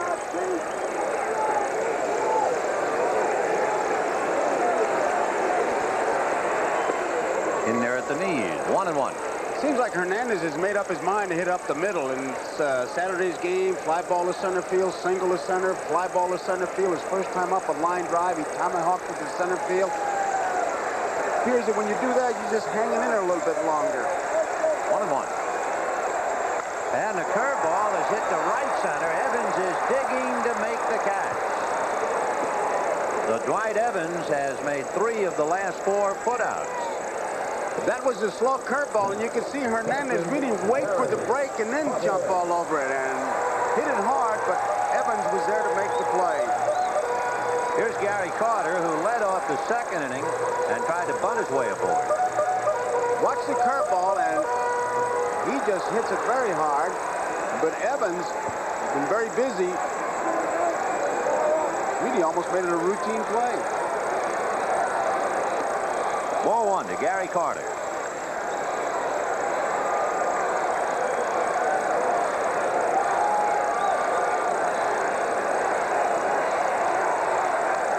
And he was looking fastball, and he was a little bit out in front of it. 1-1. 3-0 Boston. 4th inning, 2 out, bases empty. Started to say, man, you can almost scout Carter by watching television. Outside part of the plate, changing speeds, just keeping it out there from the middle of the plate over. 1-1. And he hits that pitch over to Marty Barrett. And so Carter is gone, the Mets are gone, and that's 7 in a row retired by Bruce Hurst. We'll be right back after these messages from your local station. April 14th, America attacks Libya. NBC broke the story first. In times of crisis, rely on NBC Nightly News with Tom Brokaw. Deadly, dishonest, cancer-causing toxic pollution in our drinking water, and a politician who protects the polluters. The politician, George Deukmejian, received $1.2 million from toxic polluters, then vetoed 21 toxic cleanup laws. Now he's opposing the Safe Drinking Water Initiative. We can stop Deukmejian's dangerous dishonesty now. Tom Bradley for governor, because California deserves honest leadership. He's responsible for more new national parks and wilderness areas than anyone since Theodore Roosevelt. He's fought harder for individual liberty than any Californian since Earl Warren. He's worked harder to stop war than any senator since Robert Kennedy. He's responsible for more investment and jobs than any other California senator. Maybe that's why he's won more elections in California than even Ronald Reagan. California's Alan Cranston. Look at this. Leather seats. Plenty of room for your stuff. Oh, thank you. What an atmosphere. Look at this place. Oh, I was on a plane last week. It was decorated an early dungeon. And the service, forget about it. I mean, you put down a steak. How do you forget the plate? I'm glad I shaved. Rodney Dangerfield. That's me. My husband loves you. Western Airlines. Now more than ever, it's the only way to fly. Mike Herb debates his own past later tonight on Nightside. Gedman is the fourth man in the inning, but here's what Fernandez did against Gedman in Boston. When they talk about climbing the ladder with a fastball, watch this. That was about letter high. Now here's the second strike, a little bit higher. Now you got him set up. Here's the third one. He just climbed it perfectly. Well, we'll see when Rich comes up. He's due to bat fourth in the inning. Just first how Fernandez pitches him again and whether Gedman has learned anything. Bill Buckner singled to right and lined out to center. 1 for 2. Right. 3-0 Boston. Top of the 5th inning. Buckner, Rice, and Evans.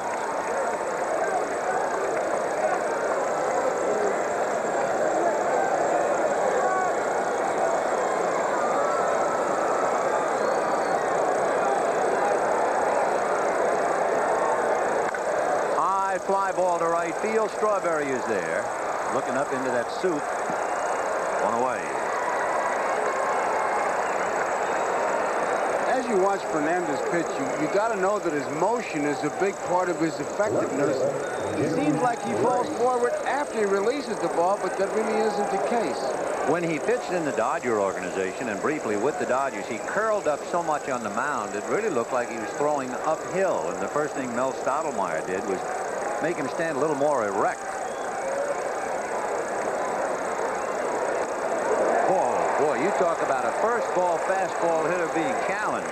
That was reduced to the fundamentals. Hit it. He had it in a pretty good spot.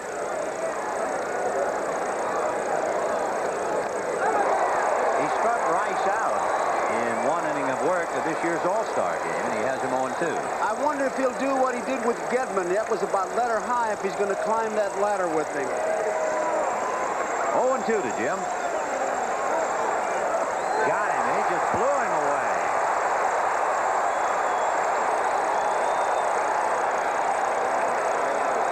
That is the first Sox player to strike out, Jim Rice. And with 2 down, bases empty, the batter is Dwight Evans. It is 3-0 Boston, but when you look back at that second inning, if Strawberry had held onto the ball, it would be 1-0 Boston. Darrell unable to make the great catch. And the Sox turned it into a 3-run inning.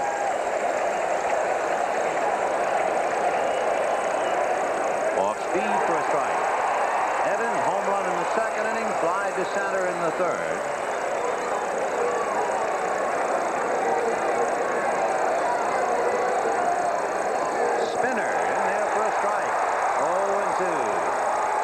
Speeds on both pitches, the straight change, and then they took something off the curveball after just throwing nothing but fastballs at Jim Rice.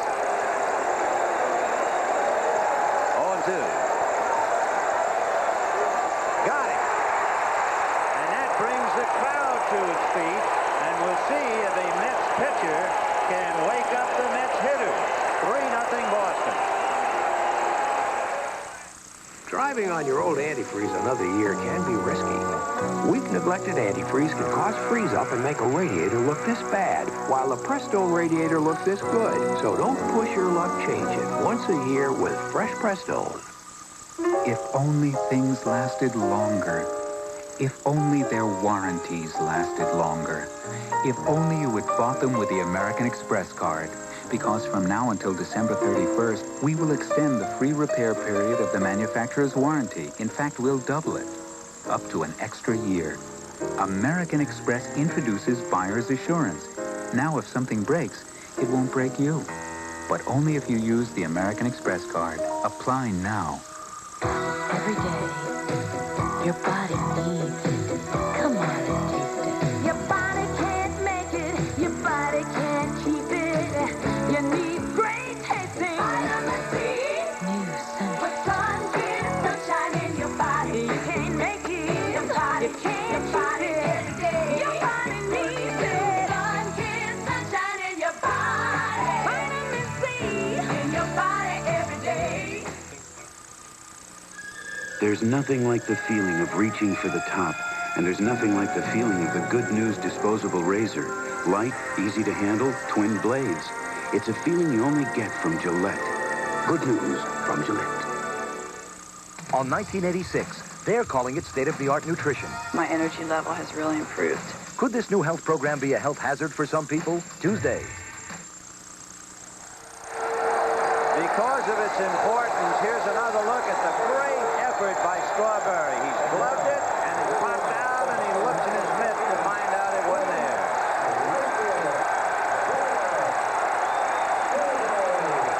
It would have taken a great play, and he came as close as you can come to making it.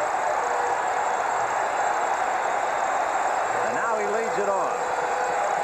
So Fernandez has awakened the crowd by striking out Rice and Evans. We'll see now as Strawberry leads off. Right. Strawberry flied to left in the second inning. 0-1 to Darrell.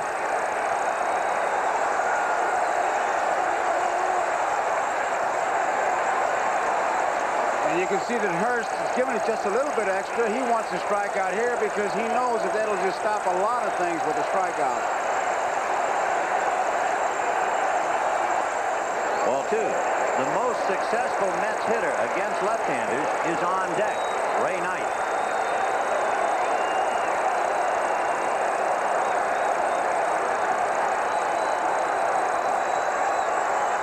Big overhand curve missed. Ball three. If you remember Saturday night, Strawberry had two big walks.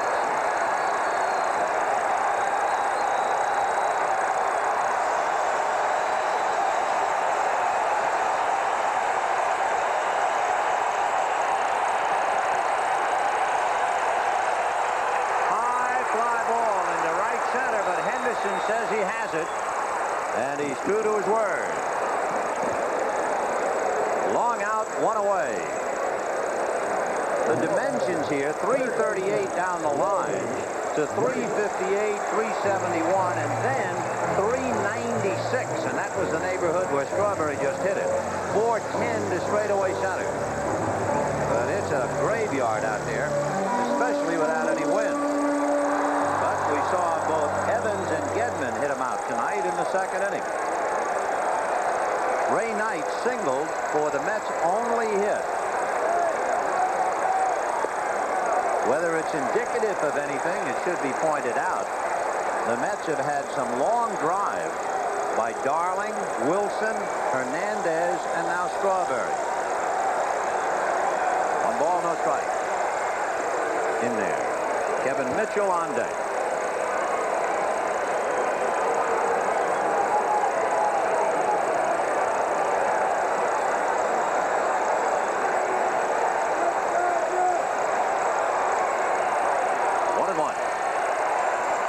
Hit off the end of the stick foul, and the count 1-2.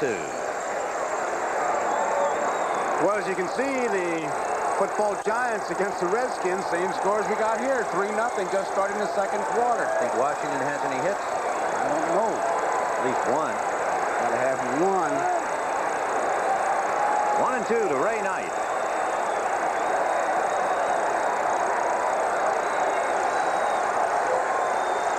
Fastball, 2-2. We're in the fifth. 3-0 Boston. One out, base is empty.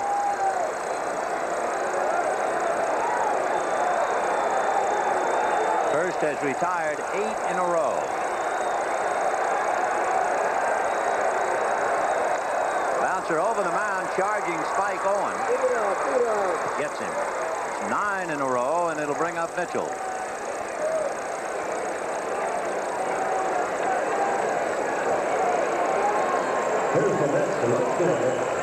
Mitchell grounded to Buckner in the second inning.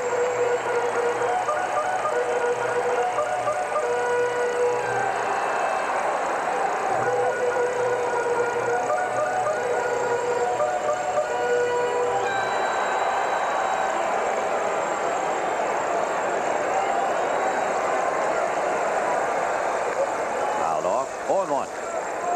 Those who were there at the moment said in that wild madcap scene in the Mets dressing room following Saturday night's game The one player who was completely calm was Kevin Mitchell. 1-1.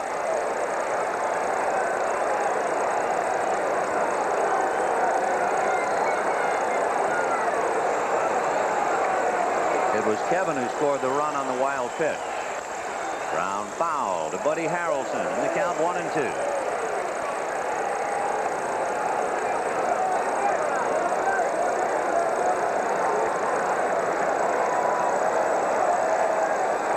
Waiting his turn on deck, Rafael Santana.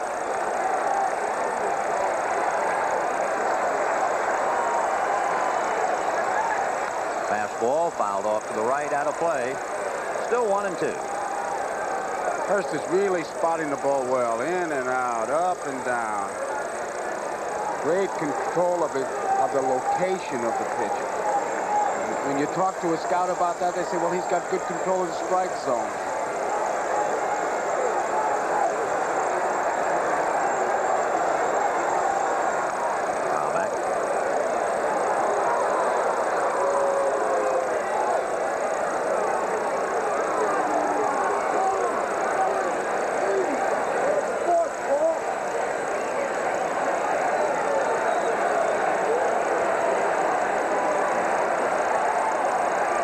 Bruce Hurst leading 3-0 in the fifth.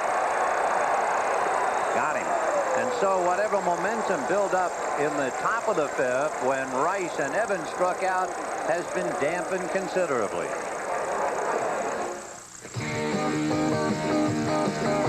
I got a new truck, it's a Ranger, you know. Got the looks I want and it is ready to go. Plenty of room with all the power to run. On a rock and roll, my Ranger's ready for fun. Let it roll! Driving a Ranger down the highway. Driving a Ranger. Let it roll! Driving a Ranger. Do it my way. Driving a Ranger now. Ford Ranger, built fun tough. Panasonic, the future of office automation. Advanced equipment with an extraordinary concept. The easier, the better. Panasonic offers solutions to your special computer problems. High-speed microprocessors, high-resolution monitors, and high-performance printers, which make them a very easy choice. Panasonic computers and computer peripherals, like our typewriters and copiers. The easier, the better. Panasonic Office Automation. Oh, and Beethoven here neglects to tell us his building doesn't have an elevator. Give me a break, you guys. Hey, Mitchell, what was in that piano? Cement or what? What a fiasco. Well, at least he did get us a keg. That was good draft beer. Yeah, well, buying that keg was the only good idea you had that day. When you're drinking new Miller Genuine Draft, it'll remind you of the best beer you ever had. Because it is Genuine Draft. Cold filtered for real draft smoothness. Miller Genuine Draft. It's beer at its best. I should have hired skilled labor. This fall, NBC Sports has a November to remember when heart-pounding excitement returns to the greens, where one putt could be worth $450,000. Jack Nicklaus, Arnold Palmer, Lee Trevino, and Fuzzy Zeller play the Skins Game. It's a November to remember on NBC. Tonight's game is brought to you by Ford and your Ford dealer. Have you driven a Ford lately? And by the makers of Prestone 2 Antifreeze. Don't push your luck, change it with fresh Prestone.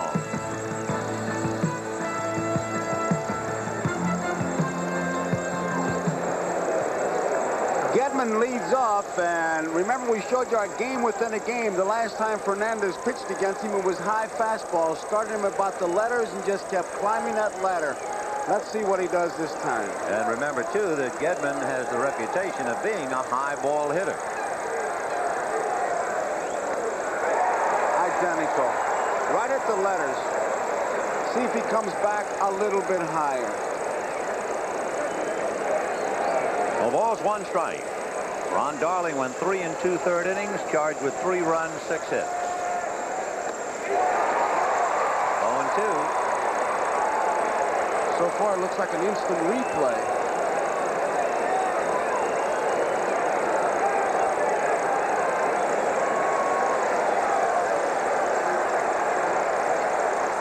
Got him.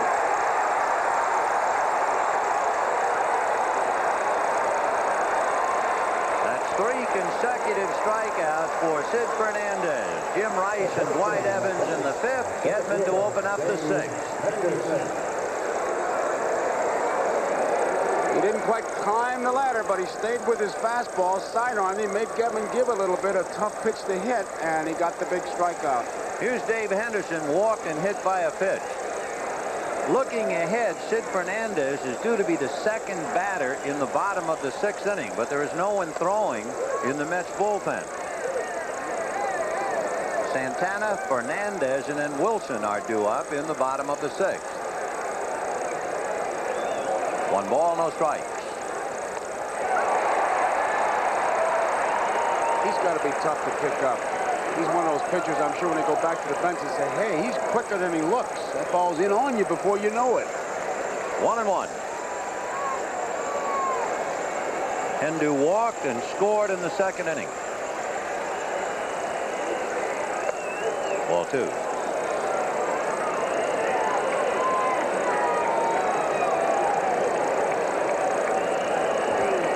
Fernandez, remember, was 4th in the National League in strikeouts. He was tied with Dwight Gooden. High fly ball into shallow left center. Mookie says he'll have it. 2 down.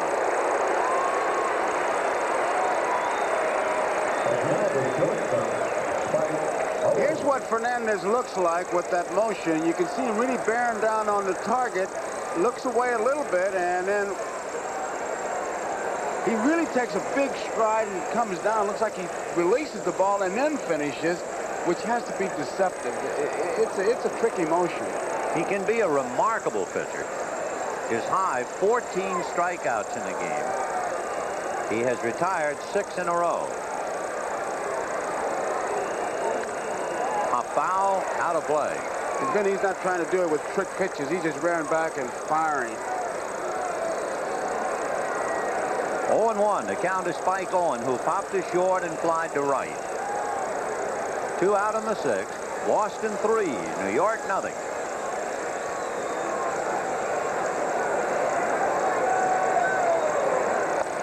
One and one.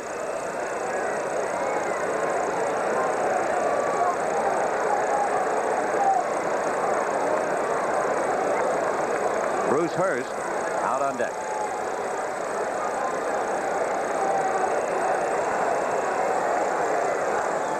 Back 1 and 2.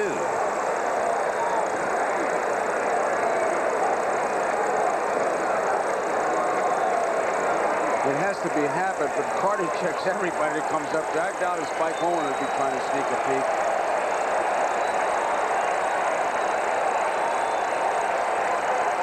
Crowd making the kind of noise it normally makes for Dwight Gooden. They want another strikeout.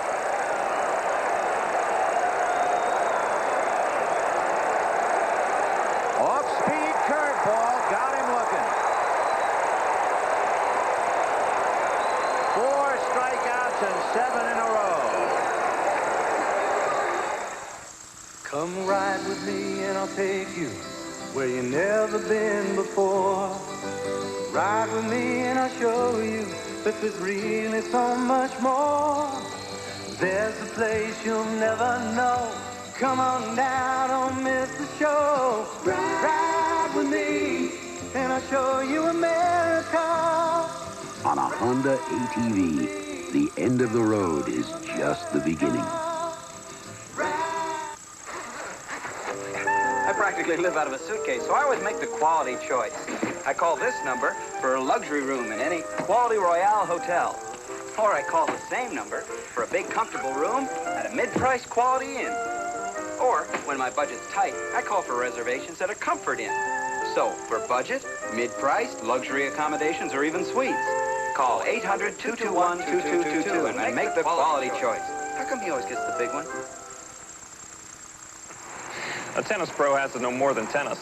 Like if a backhand gives you a backache, or if you strain yourself going for a lob. Around here we used to take aspirin or Tylenol, but now we take Advil. Both doctors and pharmacists recommend Advil for sprains and strains. You see, Advil contains a non-prescription strength of ibuprofen, the medicine in the prescription brand Motrin. Doctors have prescribed ibuprofen over 130 million times for muscle aches, minor arthritis pain, and headaches. Advil, advanced medicine for pain. A vice president and a mobster, both are obsessed with the same beautiful woman. You're in bed with the devil. You didn't sleep with me tonight, you slept with her. Rage of Angels. The story continues Sunday. We talked about Hurst and his ability to control that strike zone to location. Watch what he does to Mitchell when he strikes him out. Just pay attention to where the pitches are. This is a fastball. He fouls it off. Fastball, low, fouls it off. Breaking ball in the same spot and strikes him out. It looked like the fastball. Last minute he darts in, and although he had a good cut, didn't come close to hitting it. If you wonder about the Mets in the bottom of the 6th inning, they are going for the pinch hitter. Lee Mazzilli is on deck to bat for Sid Fernandez. And Roger McDowell is in the bullpen. Strike one to Rafael Santana. Of course, it was Mazzilli who appeared as the pinch hitter in the 8th inning Saturday night and scored a run that tied up the game. 1-1. Santana struck out in the 3rd inning, and there's Roger McDowell along with Vern Hochheit. Fastball, and it's hit up the middle behind the bag, and here comes Spike Owen to get him.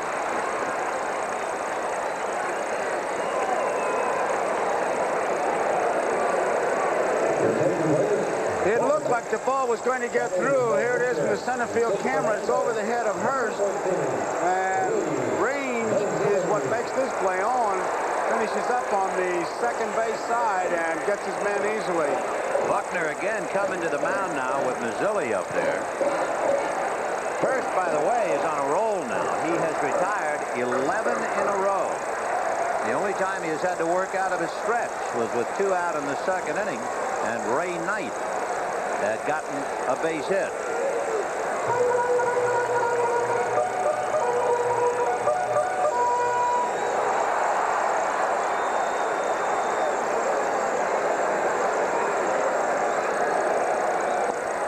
Ball 1. So Sid Fernandez worked 2 1/3 innings, and he gave the ball club a big lift from the mound by striking out 4 and retiring 7 in a row. And now Mazzilli batting for him. 1-0. Mookie Wilson on deck. Ball 2. And Mazzilli, by faking the bunt, it looked like he was going to try to push it past the pitcher. At least drew Marty Baird in a couple steps at second base. Strike. 2-1 to Lee.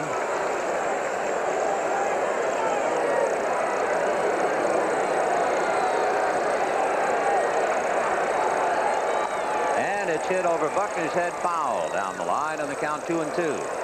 Once again, we remind our viewers we'll be selecting the NBC Miller Lite Player of the Game at the conclusion of this ball game. And that brings up another interesting note.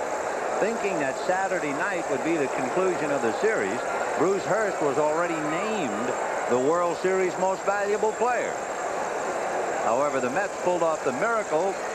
Because of the rain, Hurst got another chance to pitch. And now he's really working for the award, just as they're working on that right field fence. 2-2. 1 out, 6th inning, 3-0 Boston. And it's hit to the hole. Base hit for Mazzilli.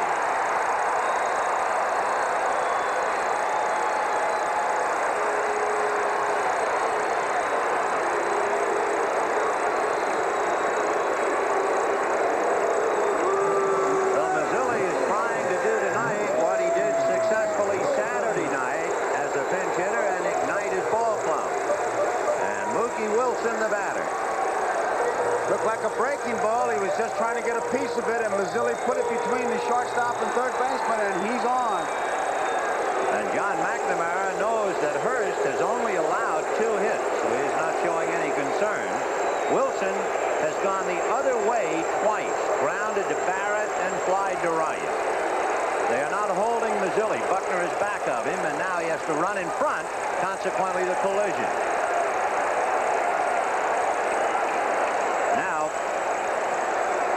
See Buckner sneaking behind him, and Mazzilli just kind of bumps him. Not a bad play. Line drive into left field. Base hit. And the Mets are alive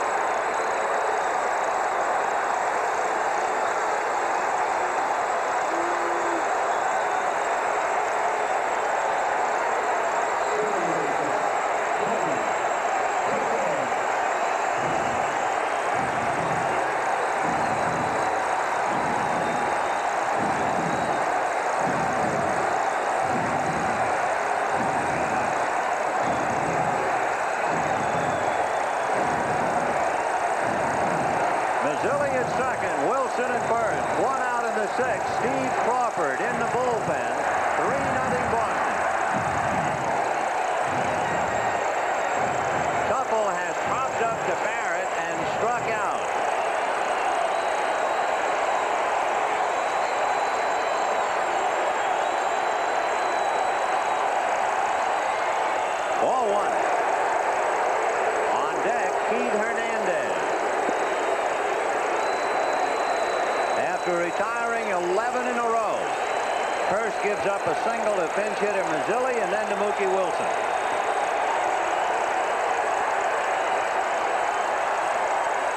Ball 2, a throw to first. He's in there. And barely. And Mookie might be a little hurt. His right arm.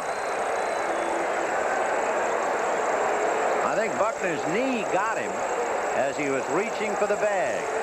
And evidently he's okay. Gedman and Albie there play. He sidearms it, and Mookie just does get there. There you see the knee getting that right arm as Buckner was trying to block the base. 2 balls and no strikes to Tim Tuffle.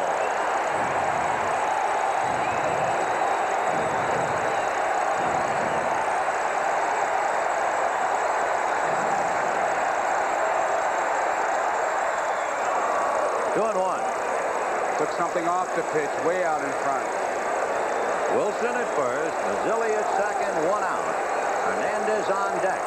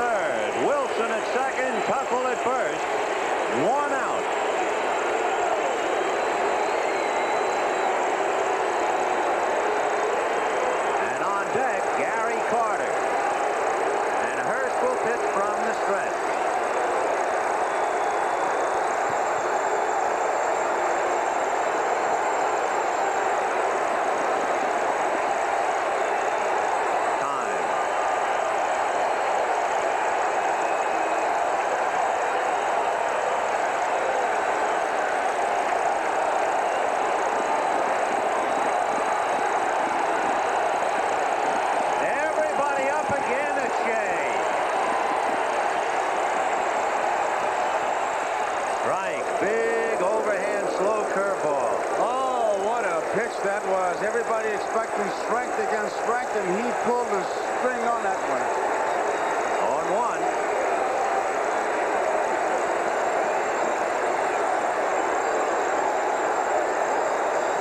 Outfield straight away.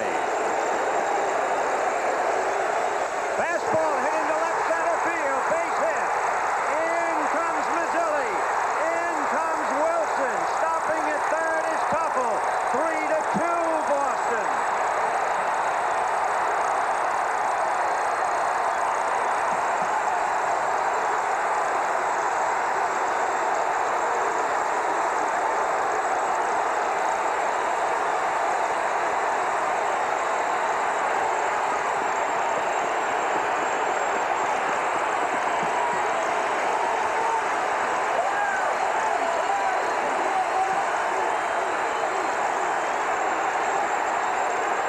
we're going to have a runner for Tim Tuffle. It's Wally Backman at third.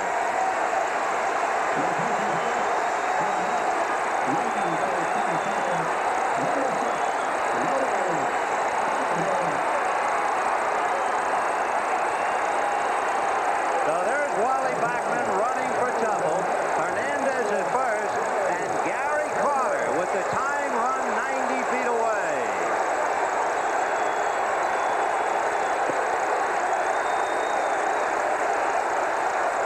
Hit in the air to right field. Here comes Evans. It's gonna be caught. No, he didn't hold it. The run is in. However, Hernandez is tagged out by Spike Owen.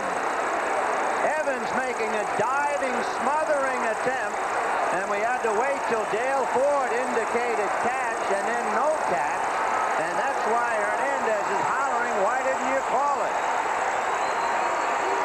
It looked like he had it. It was a delayed call. He had it in the glove. You see it pop out. And as he turns, he sees that Hernandez is still at first base, and Keith really upset. And now Kibler explaining to him that he called it as soon as he can, but Hernandez is not buying it. But he gets the hero greeting for driving in the 2 runs and setting up the time run to score. It is 3-3 in this madhouse called Shea, and the batter is Darryl Strawberry.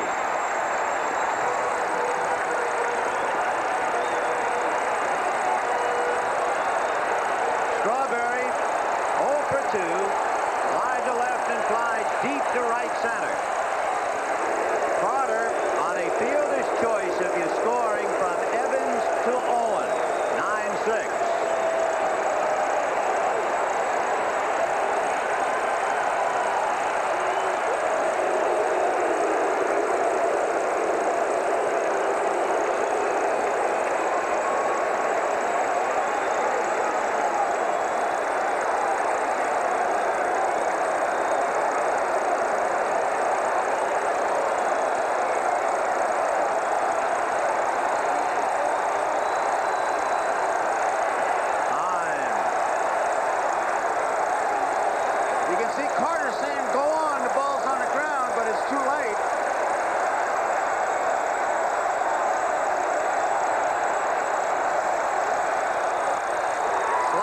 Fly ball to left. Rice coming up and makes the catch.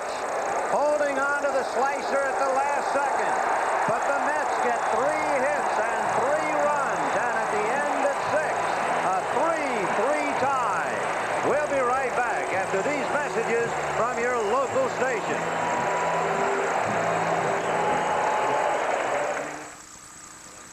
Friday on L.A. Law. Brackman's exposed as a slumlord. Maybe so, maybe not. Drop the appeal. Forget it. And it could be his last day in court. Friday. Go kill him. Congressman Ed Schau co-sponsored the Balanced Budget Amendment. Alan Cranston opposes it. Congressman Ed Schau supported Proposition 13. Alan Cranston opposed it. The National Taxpayers Union named Congressman Ed Schau the taxpayers' best friend. The National Taxpayers Union named Alan Cranston the biggest spender in the U.S. Senate. Ed Schau, U.S. Senate. Still think it's crazy. Still, huh? Mom barely rides. You don't speak the language. Tell me, what are you going to do if there's an accident? There won't be. How do you know? Listen to me. You're not exactly... Your age. That's why we're doing it now. Before we get old. Just tell me you're going to be okay. You never lied to me, Daddy.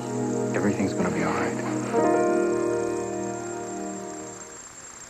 If you've never driven a Mitsubishi Galant, get ready to soothe your nervous system.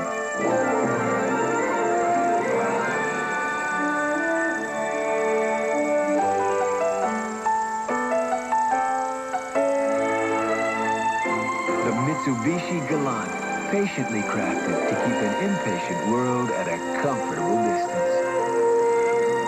Mitsubishi. Inland County woman arraigned in baby stealing case. The story on Nightside. Backman, who scored the tying run, a good piece of base running. You see him tagging up as soon as Evans leaves his feet.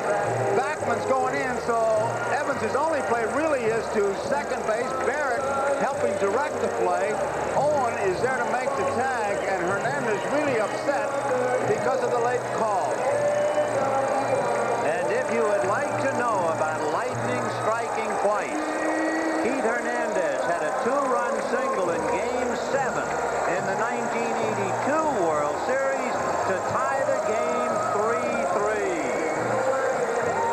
Tonight, he drove in 2 and set up the tying run.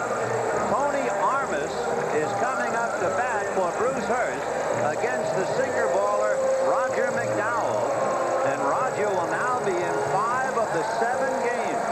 He has no decision, an earned run average of 2.8. So Tony Armas will hit for Bruce Hurst.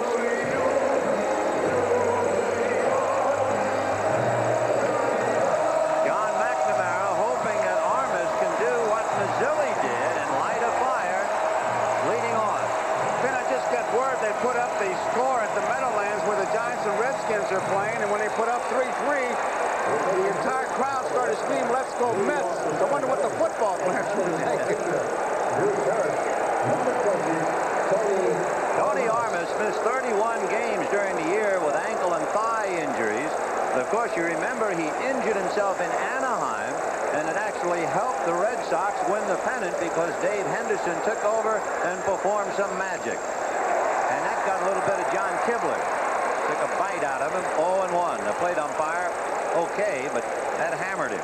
They really are playing Armas to pull. Knight is guarding the line, or Santana's in the hole, and Mitchell is towards the line in left field. There you see it.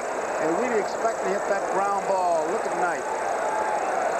When you look at Tony Armas, 2 years ago, he led the majors in RBIs. This year, he was 8th on the Red Sox. Big chopper, foul ball.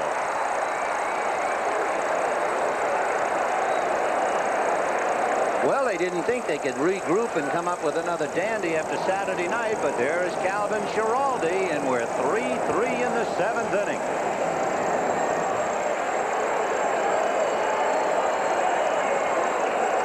Armas followed by Boggs and then Barrett.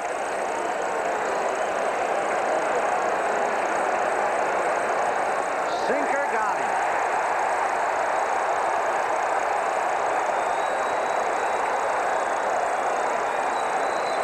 McDowell just rears back and throws his best pitch, which is the sinker. It starts at about the knees, tough to lay off, and when you try to chase it, it's out of the strike zone, but with 2 strikes, Armas was trying to get a piece of it. Where's Boggs, who lined to short, hit one about at the ankles for a line drive base hit and a run batted in. Last time up, walked. Right. 3 runs, 6 hits for Boston. 3 runs, 4 hits for New York.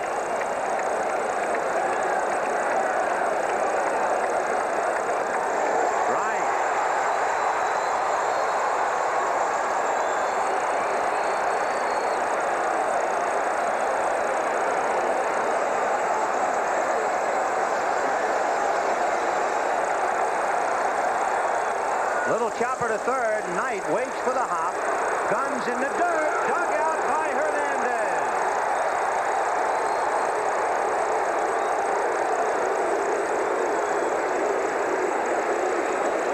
Knight has to wait for the big hop. He throws it low, but watch Hernandez. Not only does he dig it out, he's in front of that ball. It was not going to get by him.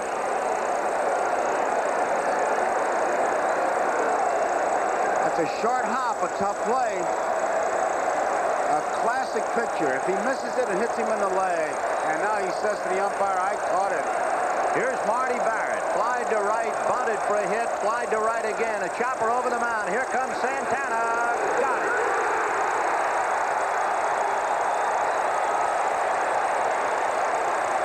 At the end of 6½, all even at 3. There's another kind of Ford Tempo, specializing in sheer exuberance. Ford Tempo Sport GL. Its high output engine and road handling suspension tell you it wants to be driven. Ford Tempo Sport GL. Think of it as fun in a distinctively different form. Ford Tempo Sport GL. Have you driven a Ford lately? Oh, what a sweet sensation. Hostess, this is gonna be such a rush to it, make it sweet sensation. Oh, hostess, this is ecstasy. It's a fruity fruit pie. I bet I'm dreaming of berry. This is Hostess cherry. And Hostess Twinkies cake, cupcakes too.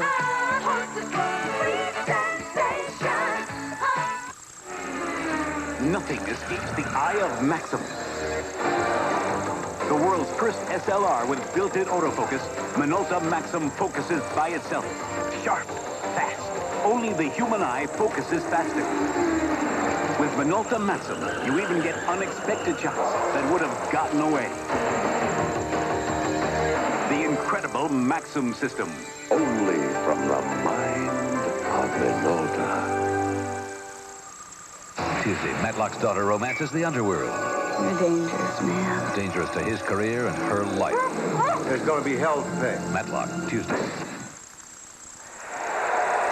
With the crowd screaming, "Take me out to the ball game," a brief moment in the Mets dugout. Hernandez and Carter. And we go to the bottom of the seventh. 3-3. Oh, is it wild here? That's the way it should be. Two clubs battling down the line. It's the seventh game of the World Series. Going into the seventh, eighth, and ninth innings. There's 9 toughest outs in baseball, and everybody up on their feet. Calvin Schiraldi, the former Met, coming in to try and stifle the Mets. Bottom of the seventh inning. On deck, among others, as you see, Orozco. Knight will lead off, but Mitchell is going to give way to Lenny Dykstra. So it's going to be Knight, Dykstra, and Santana. And remember, Backman is in the game, having run for Tuffle.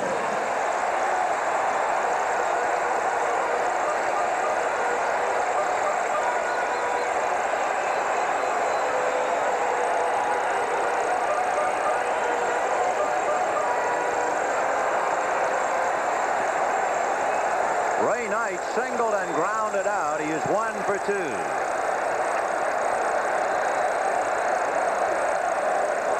You know, we have seen Calvin Schiraldi in so many pressure-packed moments in the League Championship Series with the Angels and in the Red Sox. You might forget his first ever Major League save was in August. I mean, he's just starting. 0-1. 1 ball, 1 strike.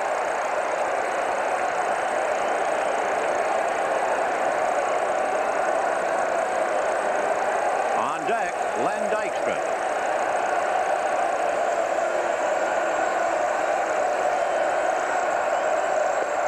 Ball 2, and the chant, Calvin, Calvin.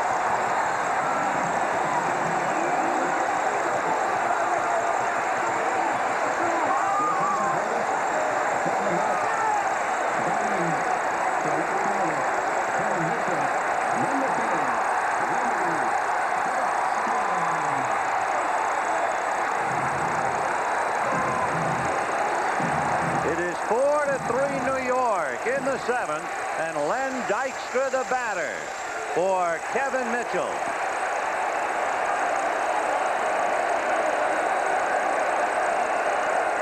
The first home run at home hit in this World Series by the home team. And you hear so much about concentration. Ray Knight was quoted saying he was once told that concentration is the ability to think about nothing. So he certainly was up there loose and really ripped a high fastball. Ball 3, and Sambito and Stanley are throwing in the Red Sox bullpen.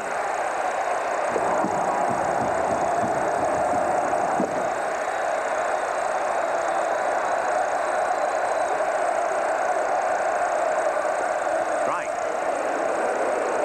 Boy, I tell you, the last two will kill you. Dykstra really tried to get down lower than normal to try to get that base on balls. 3-1. Line drive, base hit to right field.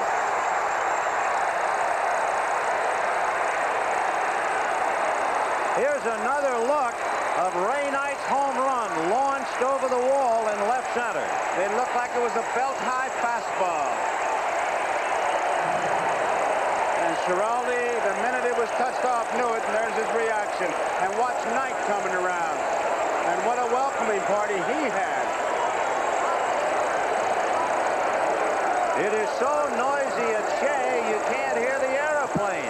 You think you're out in the country. And Bill Fisher is out to the mound.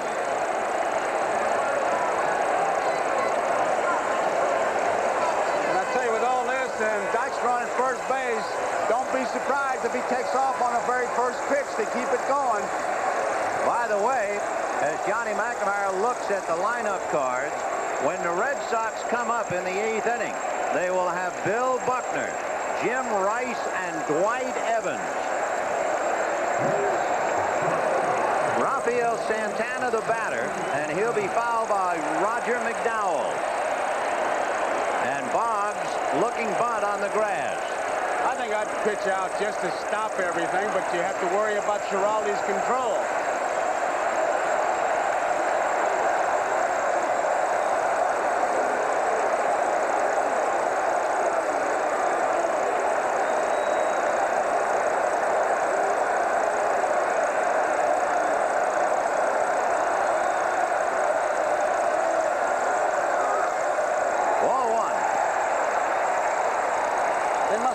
At the Meadowlands, Vin. They tell me when they put the score up there, the noise was so great that the players had to stop the play.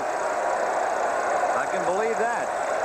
1 ball and no strikes. Dykstra at first. The Mets are 2 for 2 with pinch hits by Mazzilli and Dykstra in the 6th and now 7th inning. A better throw might have gotten him. He was far off the bag. Oh, he wants to go. He wants to keep it going. The merry-go-round is on full speed, and he wants to make it go faster. Santana has not been called upon to bunt with the pitcher following very often. He has only 1 sacrifice. And again, Dykstra taking liberties. That's about as big a lead as the law allows. He's right about at the beginning of the straight line as far as the grass. It's cut at an angle. You give the first baseman more dirt, but right at the start of where it's a straight line, right about there is where he is. That's a long way out there. 1 ball, no strikes.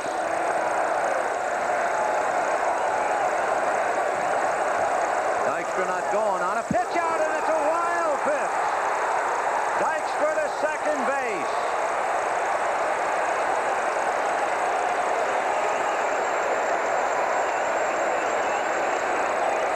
Gedman gets out there, but I mean, he is way off the target with the pitch out. It's a play you practice, and there is Bruce Harris looking on. And now Gedman going out to talk to his pitcher. He's going to have to settle him down because, I mean, the wheels have come off. And, of course, John McNamara can think of the hit batter involving Brian Downing. The wild pitch Saturday night. The wild pitch tonight. 2-0 to Rafael Santana. Dykstra at second and nobody out. Punched inside first and down the line. Dykstra will score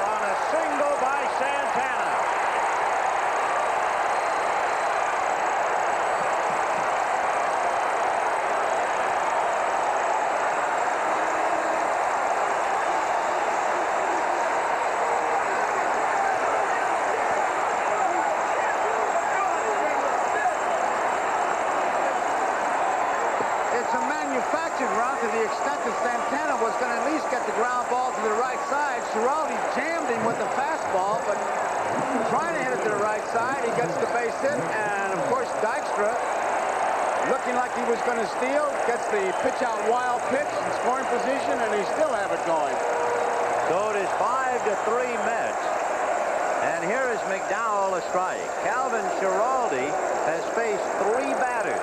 He has given up a home run and 2 singles, a wild pitch, and 2 runs. And the Mets have jumped out in front. McDowell not short of signs from Harrelson. 0-1. Bunt. Foul ball. We mentioned it earlier. With these two, you never know. Counting the League Championship Series and the World Series, the Mets have come from behind 44 times. That includes tonight. 44. But on the other side of the diamond, you have a ball club that won 19 times in its last at-bat, including the playoff, the Boston Red Sox. 0-1. And Boston must be thinking, remember the 10th inning. Saturday night, we were leading 5-3. Now it's 5-3 New York, bottom of the 7th. The bunt to Buckner. No play at second, the out at first. I thought he had a play at second. I thought he had a play. He looked, and all of a sudden he decided not to go to second base. In fact, Barrett had snuck in behind first base, so he was well protected. In fact, I thought there was a play on, and you can watch it. Now, Buckner, I think, gets it in plenty of time. He's got a play right there. Santana really, he still had a play after double pumping, but he took the sure out. I don't know whether the grass was wet and slick. He didn't have a grip or what, but Calvin Schiraldi has lost his grip, and he's gone. It is 5-3 Mets in the 7th. 1 out. We'll be back. Dear McDonald's, I call him like I see him, and I gotta tell you, I see more than lettuce and tomato in your McDLT. You've got the works in there. Cheese, onions, pickles, mustard, ketchup, and mayo. You missed all that.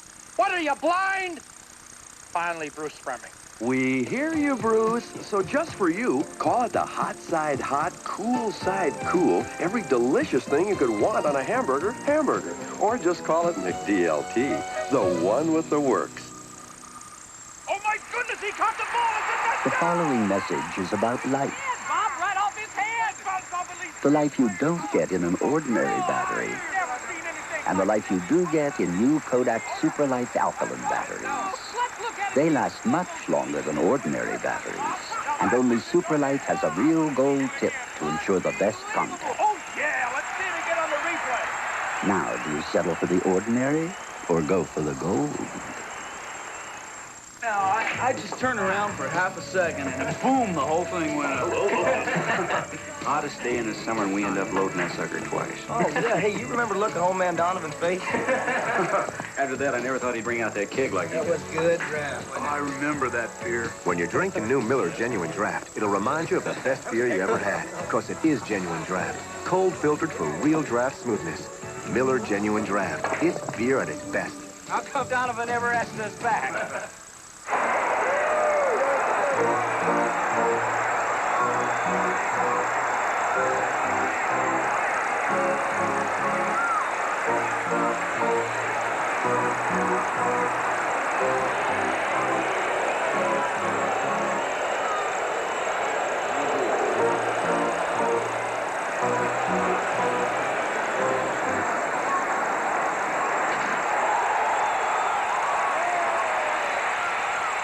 The preceding message was furnished by Major League Baseball. Bob Stanley on the outside looking in, watching Joe Sambito walk Mookie Wilson intentionally with Wally Backman, the switch hitter, coming up. What an awesome moment here, especially if you are a visitor, to hear 50,000 people in unison chanting and singing, we will rock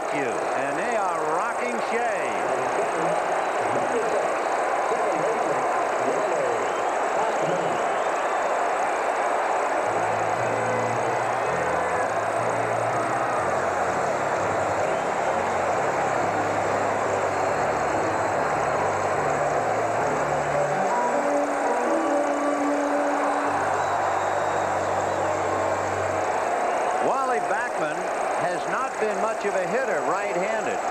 That's why he didn't start against Bruce Hurst. But he's hitting right-handed against Zambito with Hernandez on deck. Santana at second, Wilson at first, 1 out, 5-3 Mets in the 7th inning. Way outside, great save by Rich Gedman, or you have runners at second and third. Looked like a case of just overthrowing the ball. Gedman ready for anything, and he gets out there, makes a play much like a first baseman. So 2 former Mets. First Calvin Schiraldi, now Joe Zambito on the griddle. Ball 2.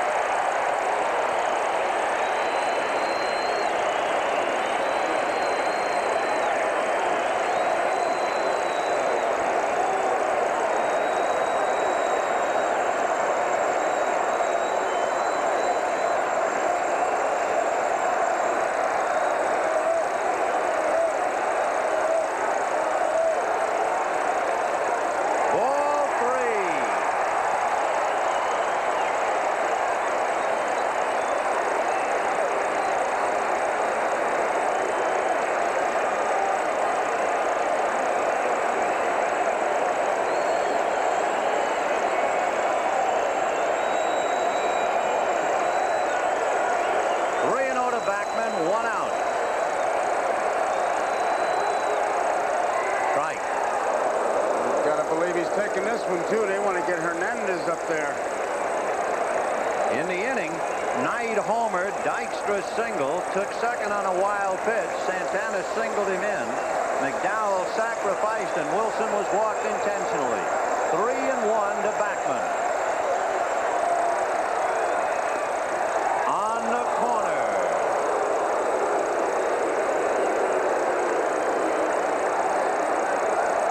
He's taken all away. That's the way they play, and that's the way they should with Hernandez coming up next. Santana and Wilson checking with Buddy Harrelson to see if they'll play run and hit. I would hold him. 1 out, and Bachman asking for time. Bachman, who is not effective as a right-hand hitter. So if he strikes out, you'd run out of the inning, and you take the bat out of Hernandez's hand, so we'll see. He's a tough man to double up. 3-2. Runners will hold. Fouled away. 5 runs, 7 hits for the Mets, including the home run by Ray Knight. 3 runs, 6 hits, and no errors for the Red Sox, who had back-to-back home runs by Evans and Gedman back in the 2nd inning. But since those back-to-back home runs in the 2nd inning, the Red Sox have had just 1 hit after the 2nd inning. They had stopped completely, thanks to Sid Fernandez. He's the one that gave them that thing called momentum. 3-2.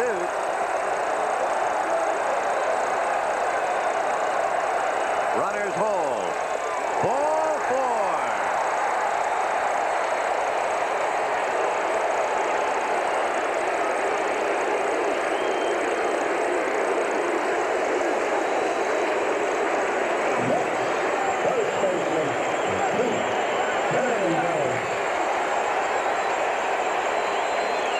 It was Hernandez who was 0 for 2 when he came to the plate in the 6th inning.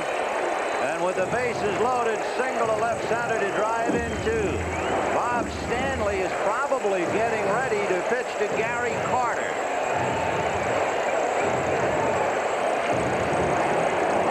Hernandez tries to hang in against that left-hander and take him to the opposite field. He was able to do that to Hurst. And now he's facing another left-hander, Zambito. Santana at third, Wilson at second, Bachman at first. 1 out, 2 in, 5-3 New York.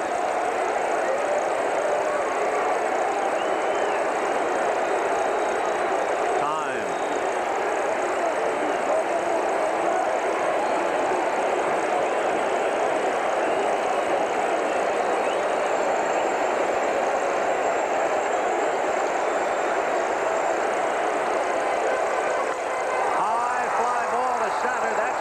deep. In fact, Wilson and Santana tag. Santana will score. Wilson to third. 6-3 New York.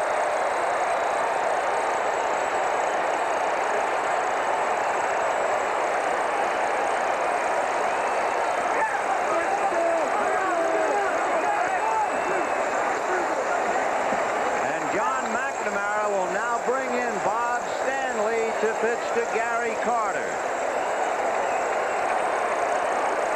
3 runs charged to Bruce Hurst. He does not have a decision. 3 runs charged to Schiraldi. He will have a decision unless the Sox can come back. It is 6-3 New York. 2 out in the 7th, and we'll be back. Wow, Channel's like a dream. No one builds a boat like you. I should hope so. It's in my life. Not your whole life. You've been a heck of a father. Now, don't embarrass me. Yes, sir. A master craftsman, first-class father, and a financial genius. Hey, wait a minute. Financial genius or not. Very few of us are. Most people need advice. We can help. Hi, I'm Bill Harris. I represent New York Life. At New York Life, we have the resources to make the most of your resources. We offer a range of financial opportunities, including mutual funds, group insurance, business continuation plans, and limited partnerships. Don't settle for less than you deserve. Get the most out of life with New York Life. Today, hospitals have more medicines than ever to care for their patients. The one they choose most to relieve pain is Tylenol. Look, last year, hospitals dispensed Tylenol 10 times more than the next 4 brands combined. With so many pain relievers to choose from, isn't it reassuring to know the pain reliever hospitals use most is Tylenol? That's a good reason for you and your family to use Tylenol, too. Tylenol, the pain reliever hospitals use most.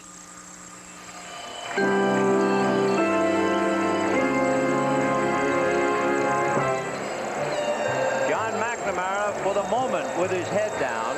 The Mets leading the Red Sox 6-3 in the 7th inning. And Bob Stanley will go head-to-head with Gary Carter. Wally Backman is at first. Mookie Wilson is at third. And, of course, it was Stanley who threw the wild pitch that turned Shea Stadium into the madhouse the other night.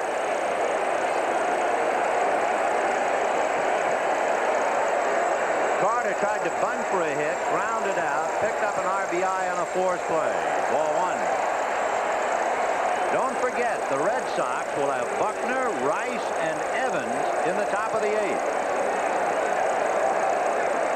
55,032 at Shea. It sounds like 100,000. Chopper to Owen. Tough play. Got him at first. Otherwise, another run. But the Mets come up with 3 more. And at the end of 7, the Mets 6 and the Red Sox 3. If you love the rich, smooth taste of real draft beer straight from the tap, now you can get it straight from the bottle. Miller Genuine Draft. Cold filtered for real draft smoothness. It's beer at its best. Alpha team, aggressor tanks spotted. In a battle drill, you need horsepower, firepower, people power. That's teamwork. Moving tank, direct front, 2,000. This team uses a computer, thermal sight, laser rangefinder. Yeah. We win, the whole tank wins. The whole team wins, not just one person. Find your future in the Army. You're about to see one of the many things this Ford Taurus can hold. It's called the Road. Ford designed the Taurus wagon to handle confidently and to respond with precision. Because you should get more out of a wagon than what you put into it. This is Taurus. Have you driven a Ford lately? Hey, Mike, can I get a draft down here? Sure you can. Now you can get all the rich, smooth taste of real draft beer in a can. Cold-filtered Miller Genuine Draft. Thanks, Mike. It's beer at its best. This telecast is presented by authority of Major League Baseball and may not be reproduced or retransmitted in any form without the express written consent of Major League Baseball. What we have now is a brief show of strength to the 55,032. The policemen on horseback, along with police in the stands, by inference telling the crowd they will not allow the exhibition that occurred here when the Mets clinched the pennant. That bullpen has been turned into a horse pen. That's where they are, and they're going to come out. What a show of strength. There they are in the bullpen. And we can only hope that if and when this crowd celebrates, they will be dissuaded from any wild acts. Because from what they tell me, when the Mets won the pennant here, it looked more like sharks at feeding time. However, the Sox have 6 outs left with Buckner, Rice, and Evans coming up in the 8th inning. And Roger McDowell, who is in his 5th game, 5 of 7, pitching to Buckner.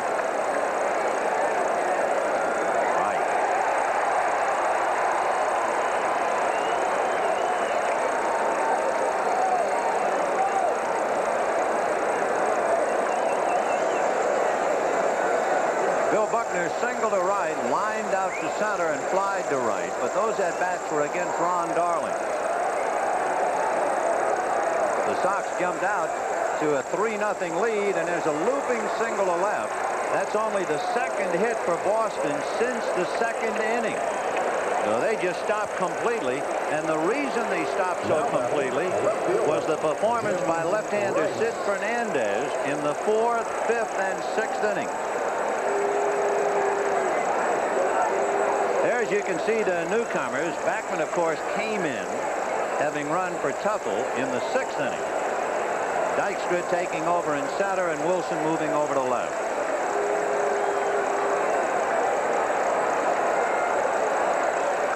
Fouled away.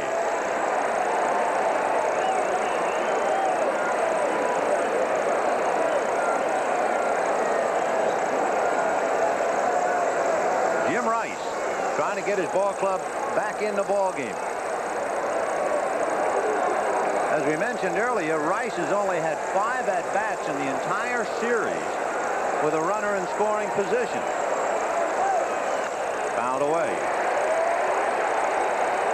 And he led off the inning 1 out of 3 at-bats tonight, so just about half of his at-bats in the series, he's been the leadoff man. And he's going to be in trouble doing that. And with McDowell pitching, they don't expect him to pull the ball. They're really bunching him up the middle. On deck, representing a possible tying run, Dwight Evans. Rice lined out to right, so he can take a sinker ball that way. Single to left, and then struck out against Sid Fernandez in the 5th inning.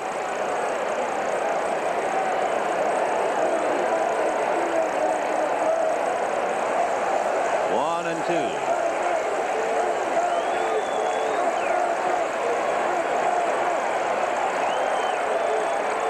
2-2. It happened in 3s tonight. The Red Sox got 3 in the 2nd inning. The Mets got 3 in the 6th. The Mets got 3 in the 7th. And Washington got 3 in the half. 2-2.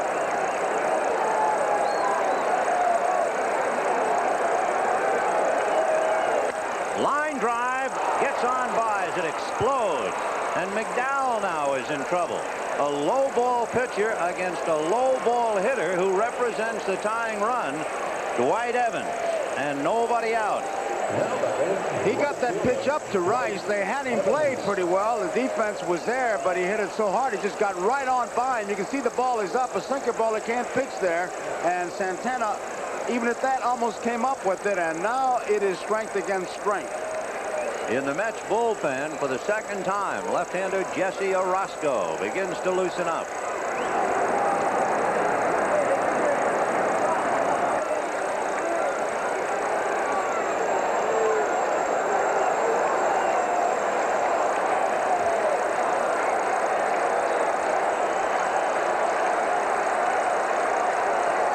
Evans homered in the second, flied to center, and struck out.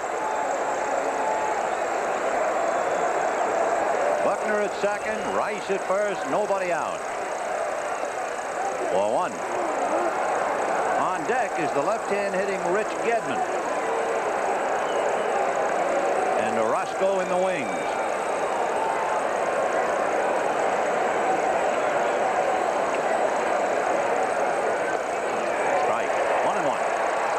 Davy Johnson made a pinch-running move when he put Backman in. You wonder if McNamara is thinking about Buckner at second base, at least pick up that run. It's going to be tough for Buckner to score on the single.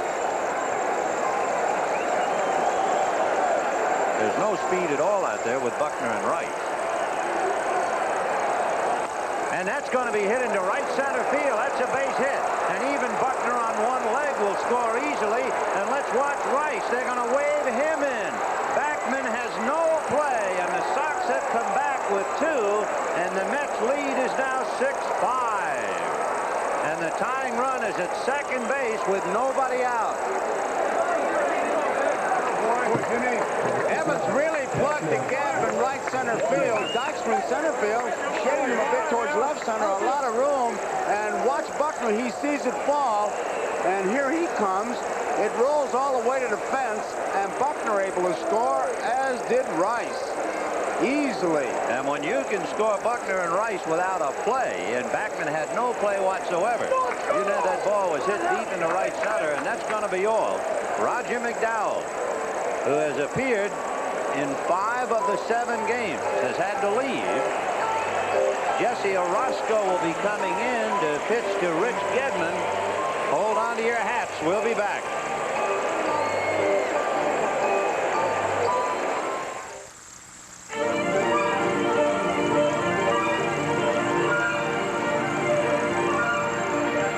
These days, computers are spewing forth a sea of information.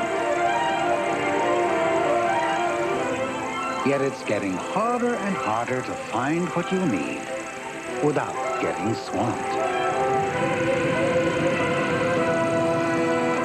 But at AT&T, we know how to help you stay afloat. We're working to combine computers and communications to make everything about information easy, so you can get the right information to the right people in the right form at the right time anywhere in the world. As easy as using the telephone. AT&T, the right choice. If only things lasted longer. If only their warranties lasted longer. If only you had bought them with the American Express card. Because from now until December 31st, we will extend the free repair period of the manufacturer's warranty. In fact, we'll double it, up to an extra year. American Express introduces buyer's assurance. Now, if something breaks, it won't break you. But only if you use the American Express card. Apply now. Jesse Orosco making his 4th appearance in this World Series. His earned run average is 0-0. 8 and 6. He was whispering before the ballgame that he had a sore throat, but that his arm is fine. We've got an identical situation here when Santana was up there with the man on second base with Dykstra after the pitch-out wild pitch. He tried to hit the ground ball to the right side, ended up with a base hit. Gedman is in that same situation. He has to try to pull that ball, at least get the ground ball, and move Evans over to third base with 1 out. He's got to pick up a base with the out. Rich Gedman homered off Darryl Strawberry's glove in the second inning when Ron Darling was pitching. Grounded out in the third. Struck out in the sixth, you remember, on 3 pitches by Sid Fernandez. Davy Johnson wants to talk to John Kibler for the moment. Gedman was really looking at Rene Lachemann, and the Mets even halfway looking for the bunt here, maybe all the way looking. Now Kibler wants to talk to Harry Wendelstedt.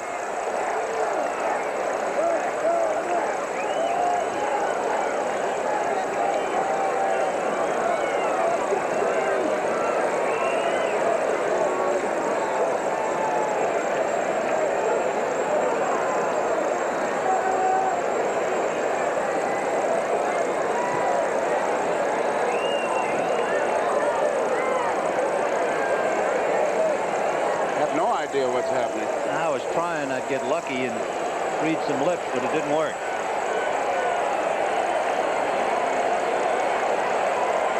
If Hernandez gets that ball, he may go to third base. He's in close. Backman is back at second. The bench was hollering at Ray Knight, and he's come up. He's about even with the bag at third now. So the tying run is at second base, nobody out, and Orozco going head-to-head with Rich Gedman. 6-5 Mets, 8th inning. Gedman all year had one sacrifice.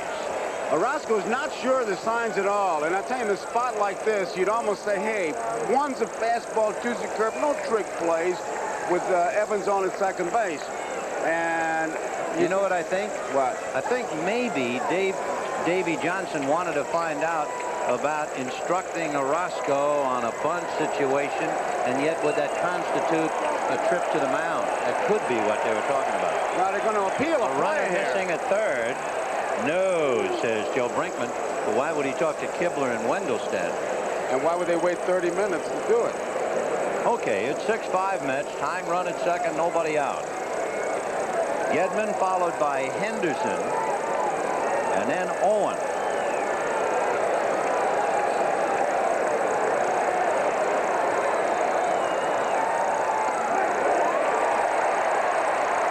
Sweeping curveball, 0-1. Of course, if you get that slow curve, that's about the best pitch you can handle to get a bunt, but I don't think McNamara is thinking bunt. Well, Roscoe is thinking one thing, he's got to go for the strikeout. 0-1.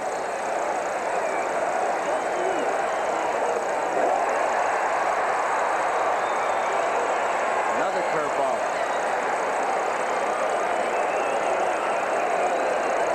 The old axiom, and that was violated the other night. Bunt at home, you bunt to win on the road. So Gedman hacking away 0-2. 4-1. What you just said was according to the book. Right, and the book is gone. That's right. The other night, first and second, Johnson decided not to bunt because Howard Johnson didn't look good on the first attempt. So that book, forget it, it's been burned. 1-2 to Rich Gedman. And he's going to hit a line drive at Backman over to Santana. Not in time. Boy, was that close. Woo. And I'll tell you one thing, Santana had a little heat to handle on the dead run. Backman fired it. Good play by Santana. And good play by Backman and a great play by Dwight Evans. You can see he started to lean, and Backman, he really guns it over there. Santana very alertly there, but Evans, a good piece of base running. So Gedman line drive at Backman, 1 out, and of course that's a very expensive out late in the game. If he makes an out, if that ball hits the ground first and he's able to move his man to third, you'd have the tying run 90 feet away.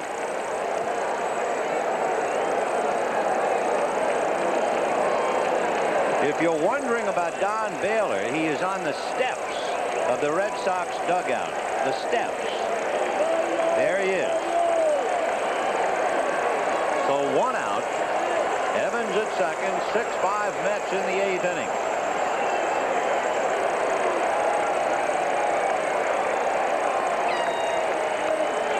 Now back. Henderson walked, was hit by a pitch, and flied to center. And the way they're defensing Henderson, Evans at second base will be able to get a pretty good-sized lead because he'll be able to watch the second baseman, Backman. You can see they're playing him to pull. Knight will guard the line. Santana near the hole, and you can see where Backman is, so Evans can keep an eye on him and get a pretty good lead.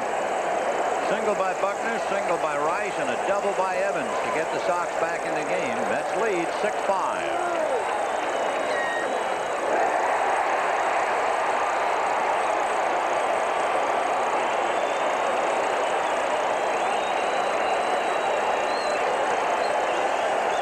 It's been Darling, Fernandez, McDowell, and Orozco. And they're up on their feet again at Shea.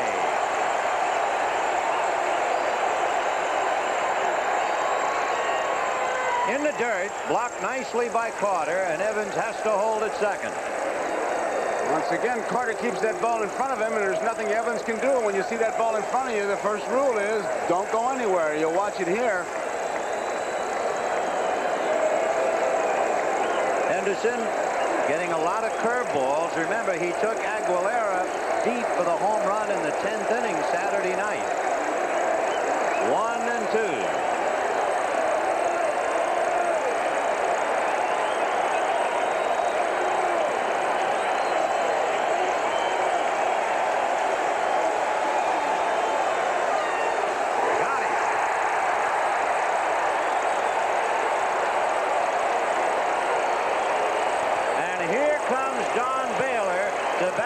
Spike Owen.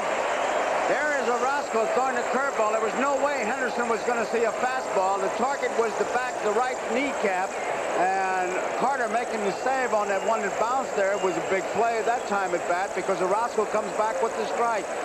And now they're having a big meeting on the mound as to what they're going to do with Baylor. Baylor has had 10 at-bats in the series. He has 2 hits. One of the 2 hits a double, and 1 run batted in. So the man who became the designated sitter in the National League now comes up trying to get the Sox even. And the key, of course, Gedman's line drive at Backman.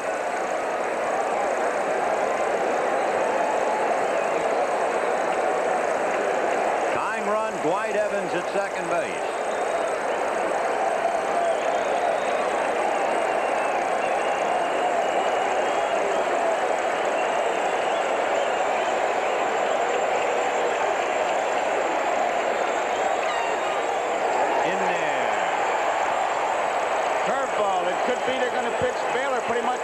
Henderson, stay away from the fastball, show him the fastball, make him hit the breaking ball. And Orozco's best pitch is a slider. But he started him with the slow breaking ball.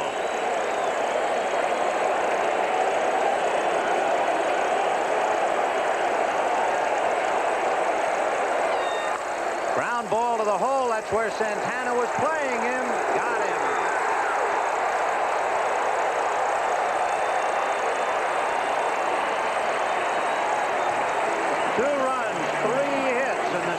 Lead the tying run at second base with nobody out. 6-5 New York. Every day we face a simple truth. The world is getting more and more complex. Technology from a company called TRW helps find patterns in complexity and gives us perspective. So when we look at the world, it's a little simpler to understand. Tomorrow is taking shape at a company called TRW. Why you bother me, boy? Are you crazy? I'm a chicken hawk and you're a chicken. Are you coming quietly or do I have to mush you up? You're going at it all wrong, son. You gotta go to Kentucky Fried Chicken if you want to catch America's favorite chicken. It's a great place to get a great meal. No one makes tender, juicy chicken like the Colonel. It's finger-licking good. Here, son, let me give you a lift. We do chicken right. Leave it. We gotta go.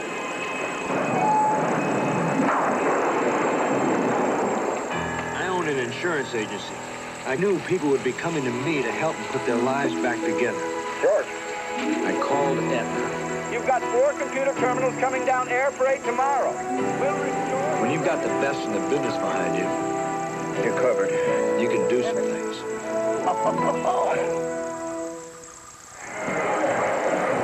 It is head-shaking time for a frustrated and disappointed Don Baylor as we go to the bottom of the 8th inning. 6-5 New York Mets.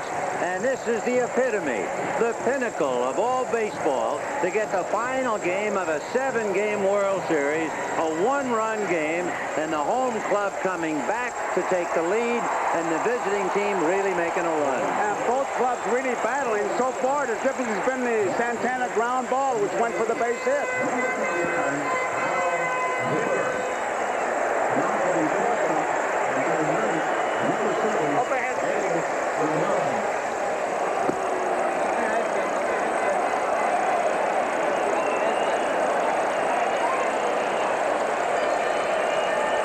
In the bottom of the 8th inning, 2 changes for the Red Sox. Al Nipper is on the mound, and Ed Romero is at shortstop.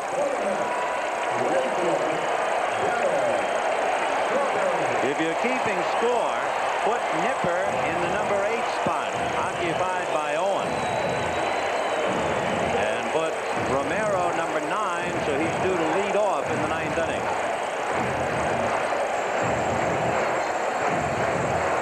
The Sox got 3 in the 2nd inning, but maybe the turning point, certainly emotionally, was the job that Sid Fernandez did to stop the Sox, inspire the crowd, which in turn seemed to inspire the hitters. And here's Strawberry, fouled away. And he had to do it twice, but if you remember in that 5th inning when he ended by striking out Rice and Evans, the crowd was really up, and then Hurst came back and he shut the Mets down, and Fernandez came back and did it again in the 6th. Ground foul to Bill Robinson, 0-2. It's been Bruce Hurst, Calvin Schiraldi, who is the pitcher of record, Joe Sambito, Bob Stanley, and Al Nipper. The Mets have used Ron Darling, Sid Fernandez, Roger McDowell, and Jesse Orozco. And one of the big questions will be whatever happened to Oil Can Boy. High drive into deep right field. Evans back at the wall. Gone.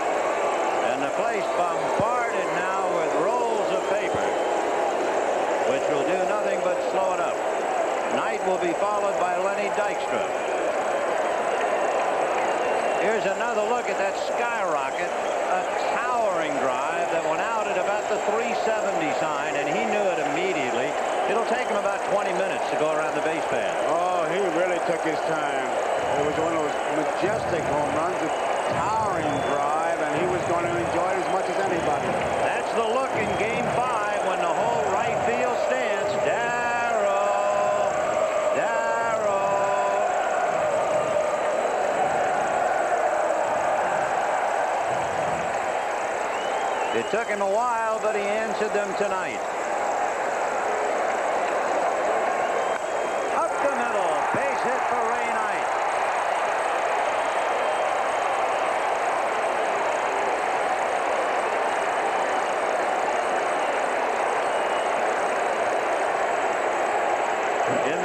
Sox dugout as Rene Lachemann charts every pitch. To look ahead for Boston, they will have Ed Romero, Wade Boggs, and Marty Barrett. And the Mets hitters are trying to lighten the load for Jesse Orosco. Here's Dykstra.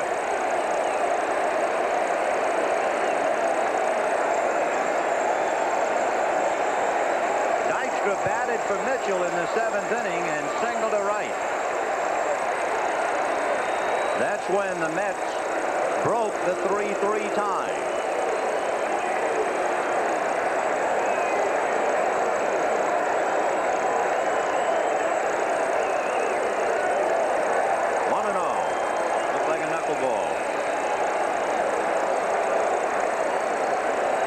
The Mets won 115 games up to here. The Sox had won 102. And the payoff is tonight with 3 outs to go. Right. 1-1.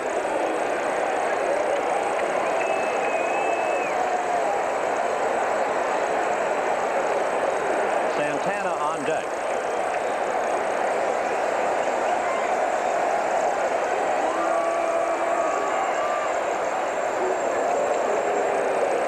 Two balls, one strike.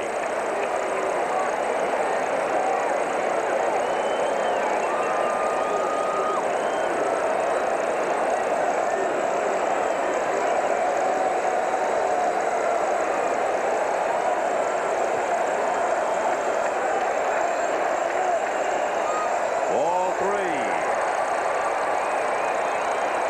And Bruce Hurst, who pitched so magnificently, won twice, went 6 innings and had his team even when he came out. He is not involved with the decision, but he's the youngster who was voted the MVP, and of course he'll lose that award. Hit up the middle, but in motion is the shortstop Romero, who is breaking the cover, and by being in motion he takes a hit away from Dykstra. Knight into second base. Looks like it's going to get through there, but Romero was breaking to cover second base and was in perfect position and really turns it into a routine play. Rafael Santana, who had a key hit in the 7th inning when he singled inside first base to drive in Dykstra. 1 for 3. And it was a good pitch that Schiraldi made to Santana, who was trying to hit the ground ball and be sure he picked up the base if he did make the out, but he jammed him. Santana swung and got it between Buckner and the bag and drove in a big run.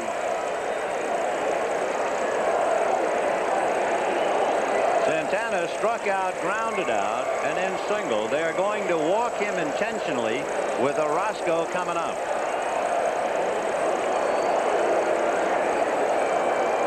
And Orosco might very well be asked to bunt, and Mookie Wilson would then come up. Used the bunt as a defensive play to the point to stay away from the double play, which would end the inning. Again, while we have the moment, the Red Sox are due to send up in the 9th inning Ed Romero, Wade Boggs, and Marty Barrett. And remember, the Red Sox won 19 games, including the playoffs, in their last at-bat. So like the Mets, they show and have shown remarkable resiliency. Orosco has only had 3 at-bats all year, and he does not have a sacrifice. And a meeting at the mound. I'd almost bet the house that he's going to bunt. Oh, yes. And I'm pretty sure that's what they're talking about. Lay the ball in there, and maybe we can make a play at third. So Al Nipper, he was the man who was sent to the mound in John McNamara's calculated gamble. And the Mets eventually won the game 6-2. Nipper went 6 innings and allowed 3 runs in that game. And now Nipper, in the 8th inning of the 7th game, somehow trying to restrain the Mets from opening up a 7-5 lead. He's bunting. Ball 1. What they do is, as you can see, they're really squeezing the plate. Ed Romero is breaking to cover the bag at third. That allows Boggs and Buckner to come full tilt towards the plate. Orozco is not sure. He doesn't get up that much. Harrelson's going to make sure, but again, he's got to bunt. He has to bunt to keep the inning alive.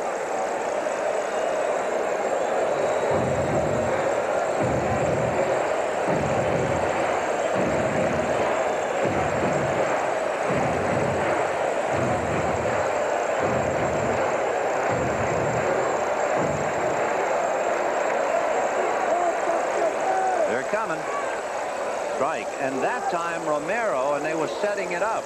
Romero, instead of racing for third, circled back to second. 1-1.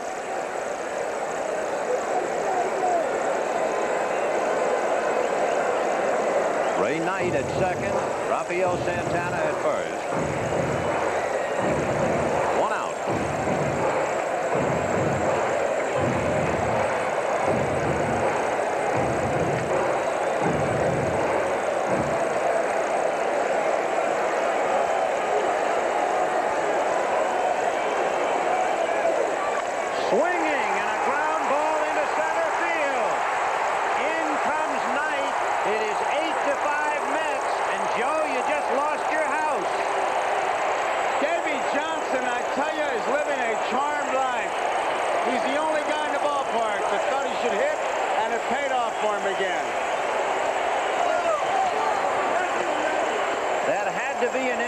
Of course, with Boggs charging the plate, Romero breaking to third. There just wasn't anybody there capable of handling a ground ball. And Orozco does it perfectly. He just puts the bat on the ball, and everybody's moving. The closest man was Marty Barrett. And you've got to take your hat off to Davy Johnson once again. He walks that fine line. He did it the other night by not bunting when Howard Johnson got away with it and gets a big base hit here. John McNamara bringing a hook with him, I believe. He'll go to Steve Crawford. And we shall return. Draft beer. It's always been the smoothest, freshest beer around, poured straight from the tap. And now there's a true draft beer in a bottle. Miller Genuine Draft. It's not heat pasteurized like most bottled beers. It's cold filtered for real draft smoothness. Miller Genuine Draft. It's beer at its best.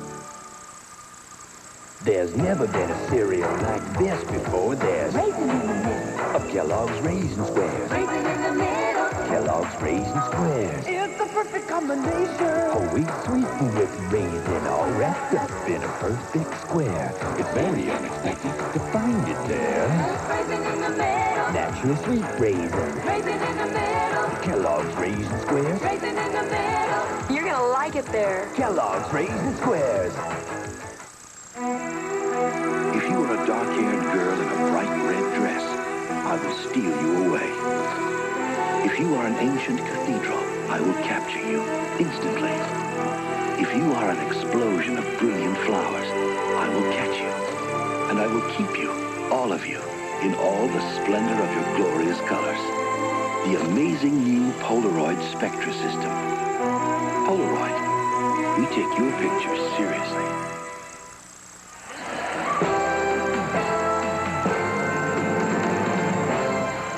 Darryl Strawberry jeered in Boston, frustrated here when the ball went off his glove, and a hero. And on the other side, a very bitter moment for all of the Red Sox. It is 8-5 New York. Now let's saw a line by Louis Grizzard that really captures that picture. He said, losing hurts worse than winning feels good. Well, boy, it sure hurts worse in the Boston dugout. Listen to this crowd and that chant.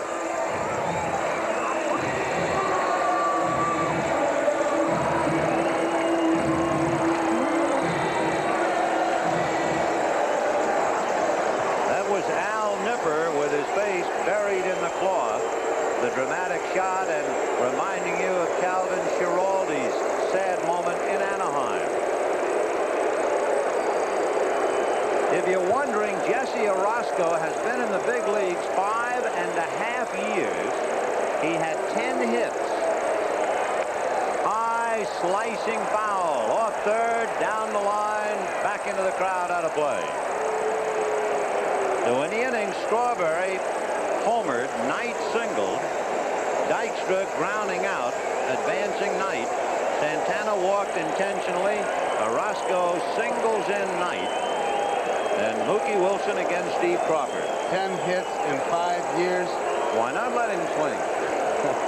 With that kind of managerial strategy, Johnson ought to be buying lottery tickets after the game. 0-1. Hit him. Yep, he goes to first. And that will load the bases. Mookie's quick, but that one nailed him. It was Mookie, you remember, at the plate on the wild pitch. Saturday night.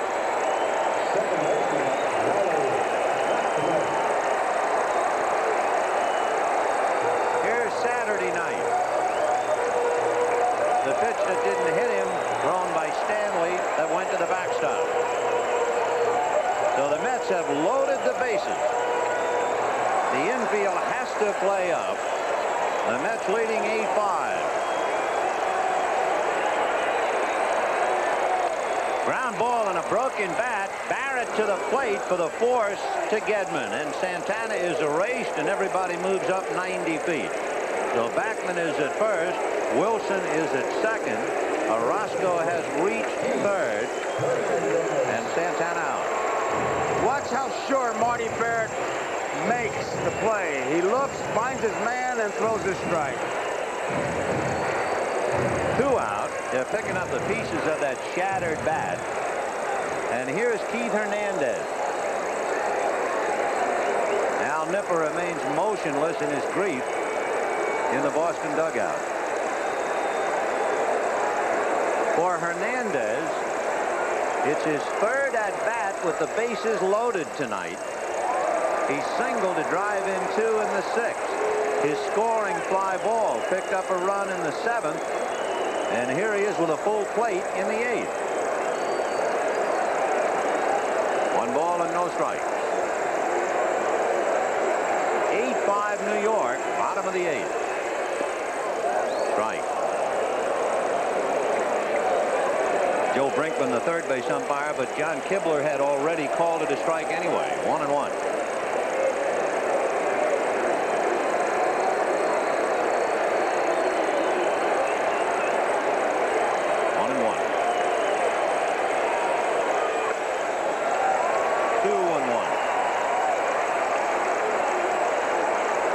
Steve Crawford, the 6th Boston pitcher. Schiraldi is still the pitcher of record.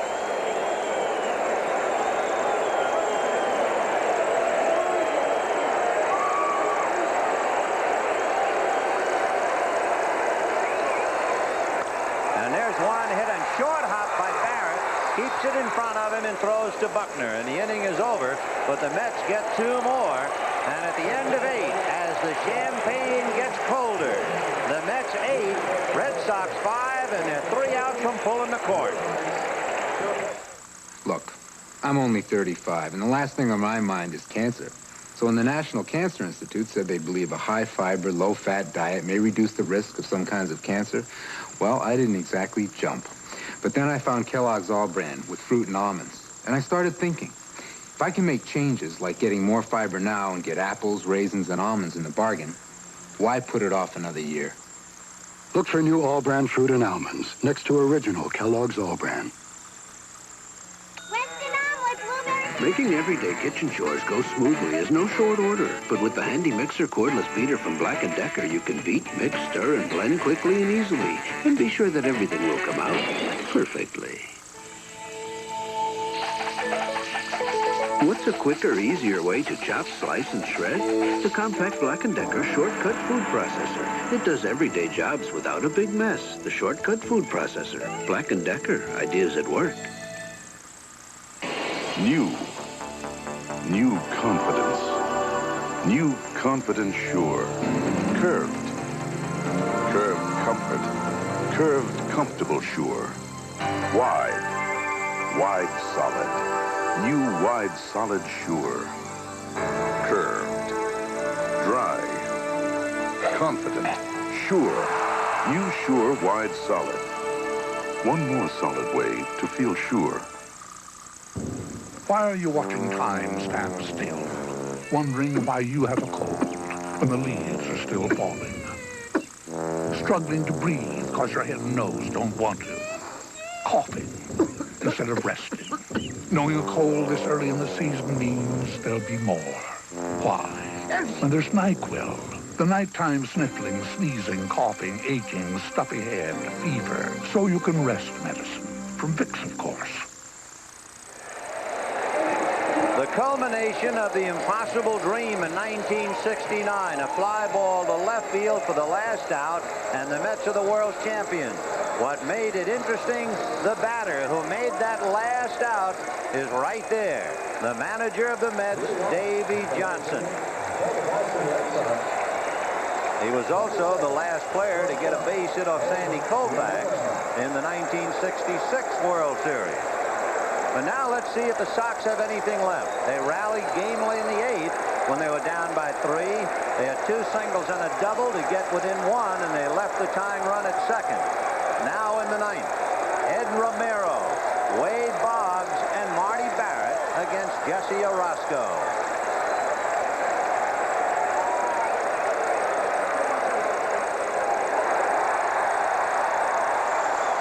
The way the pattern of the game has developed, truly the guys who got the Mets here are out there at every position. With Hernandez and Backman and Santana and Knight and Wilson and Dykstra and Strawberry and Carter. 1-1. Popped it up. It will be home. Carter or Hernandez.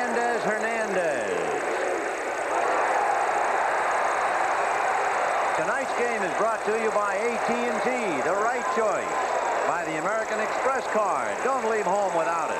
By Kentucky Fried Chicken. We do chicken right. And by Miller Genuine Draft. Cold filtered for real draft smoothness. It's beer at its best. And the Sox, who were a strike from elimination in Southern California, who looked like they had a lock at Game 6, are now down to their last 2 outs. And here's Wade Boggs, 1 for 3.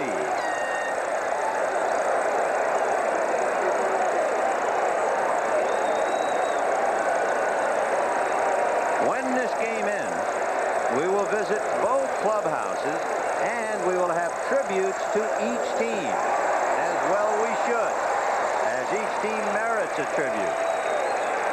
And we had said, as we look at Dave Henderson and a somewhat heartbroken Red Sox bench, that it was the best of times and the worst of times. That was the tale of 2 cities. And that's the way the series would end. Fouled away, 1-2. Ron Darling with his arm draped over Sid Fernandez. And Fernandez has to be the unsung hero. No question about it. He's the one that gave him the momentum. 1-2 to Wade Boggs. Check swing foul into the stand. And Jim Rice, who was frustrated in '75 because he couldn't play. 2 for 4 tonight. One of his 2 outs, a line drive out to right. And he is frustrated tonight. Curveball, big chopper to Backman. Hurry to Hernandez. The executive producer of NBC Sports, Michael Weissman. The coordinating producer for NBC Baseball and tonight's director, Harry Coyle. The telecast of tonight's World Series, produced by George Finkel. Pre-game produced by Les Dennis. Pre-game directed by Andy Rosenberg. Technical directors Lenny Stucker, Steven Cimino, and Ken Harvey. And there is a smoke bomb on the field and timeout.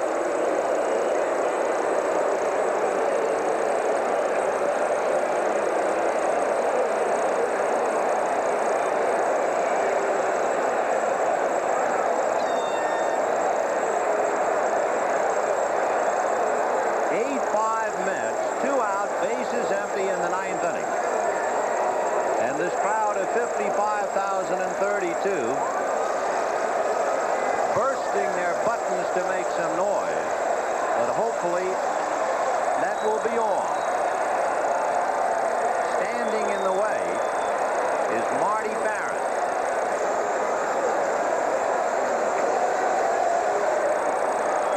And Mookie Wilson out in the midst of all that smoke. No timeout. An oil can Boyd, who was supposed to pitch Game 7, and then the rains came. And Wade Boggs, the Major League's leading hitter, can just sit and think of what might have been.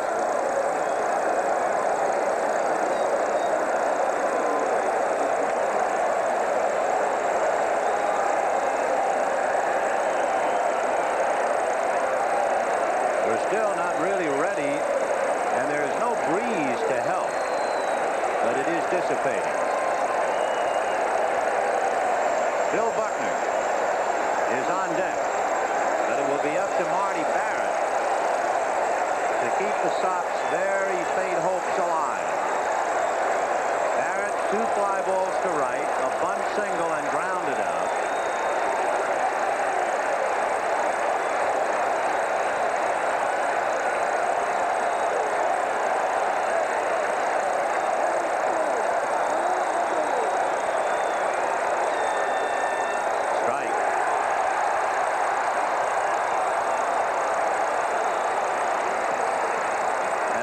His Honor the Mayor,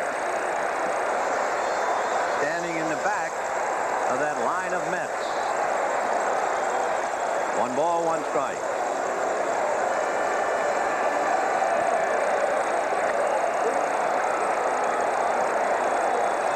They have planned a ticker tape parade for the Mets tomorrow if they win tonight. They're going to check it first. No swing, says Jim Evans.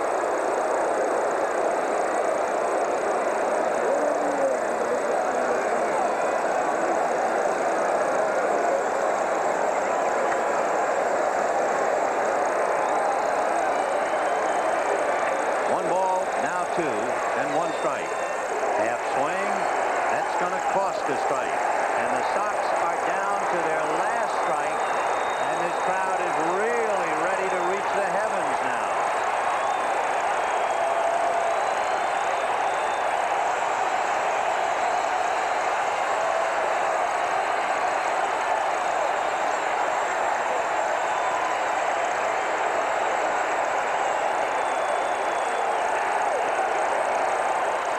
Fouled away. This crowd will tell us what's happening. French, tonight's NBC Miller Lite player of the game, we feel, is left-hander Sid Fernandez. Miller Lite is happy to present a check for $1,000 in the name of Sid Fernandez to the National Multiple Sclerosis Society. 2 1/3 hitless innings with 4 strikeouts.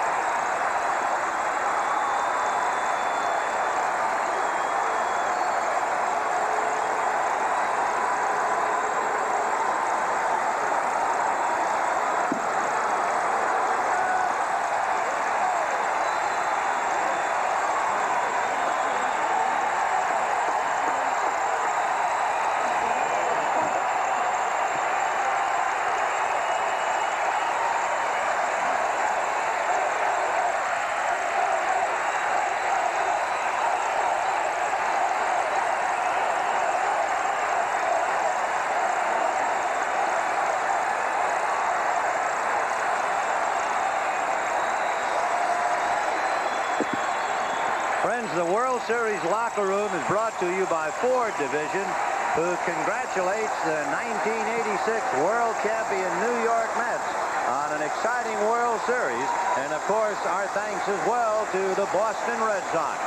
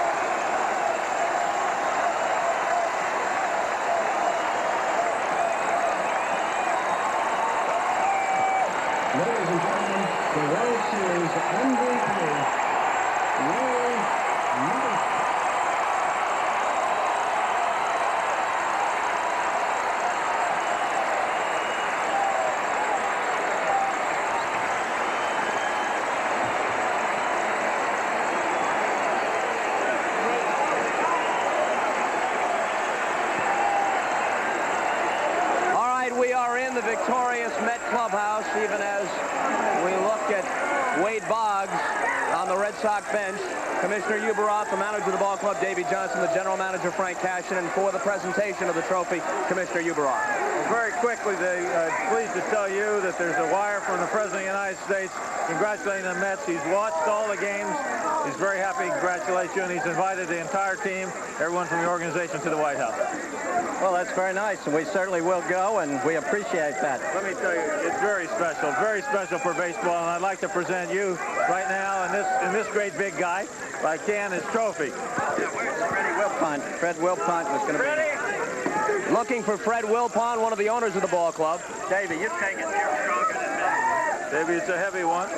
Great. I think I can hold it. 7 games, you did it all the way. Congratulations. It doesn't get any better than this, Peter. This is what it's all about.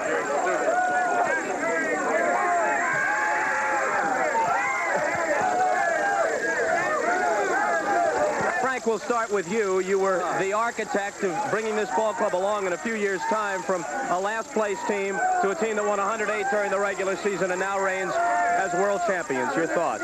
Well, my thoughts are that we had great ownership. Mr. Wilpont, Mr. Doubleday give us the time to really rebuild this ball club, and people like Al Harrison and Joe McIlvain and Steve Shriver and Harry Minor, plus Davey and some great ball players, we were able to do it. So we'll always be appreciative of the ownership, and it's great to be a winner, as you know. And I thank the fans of New York and the people everywhere that supported us.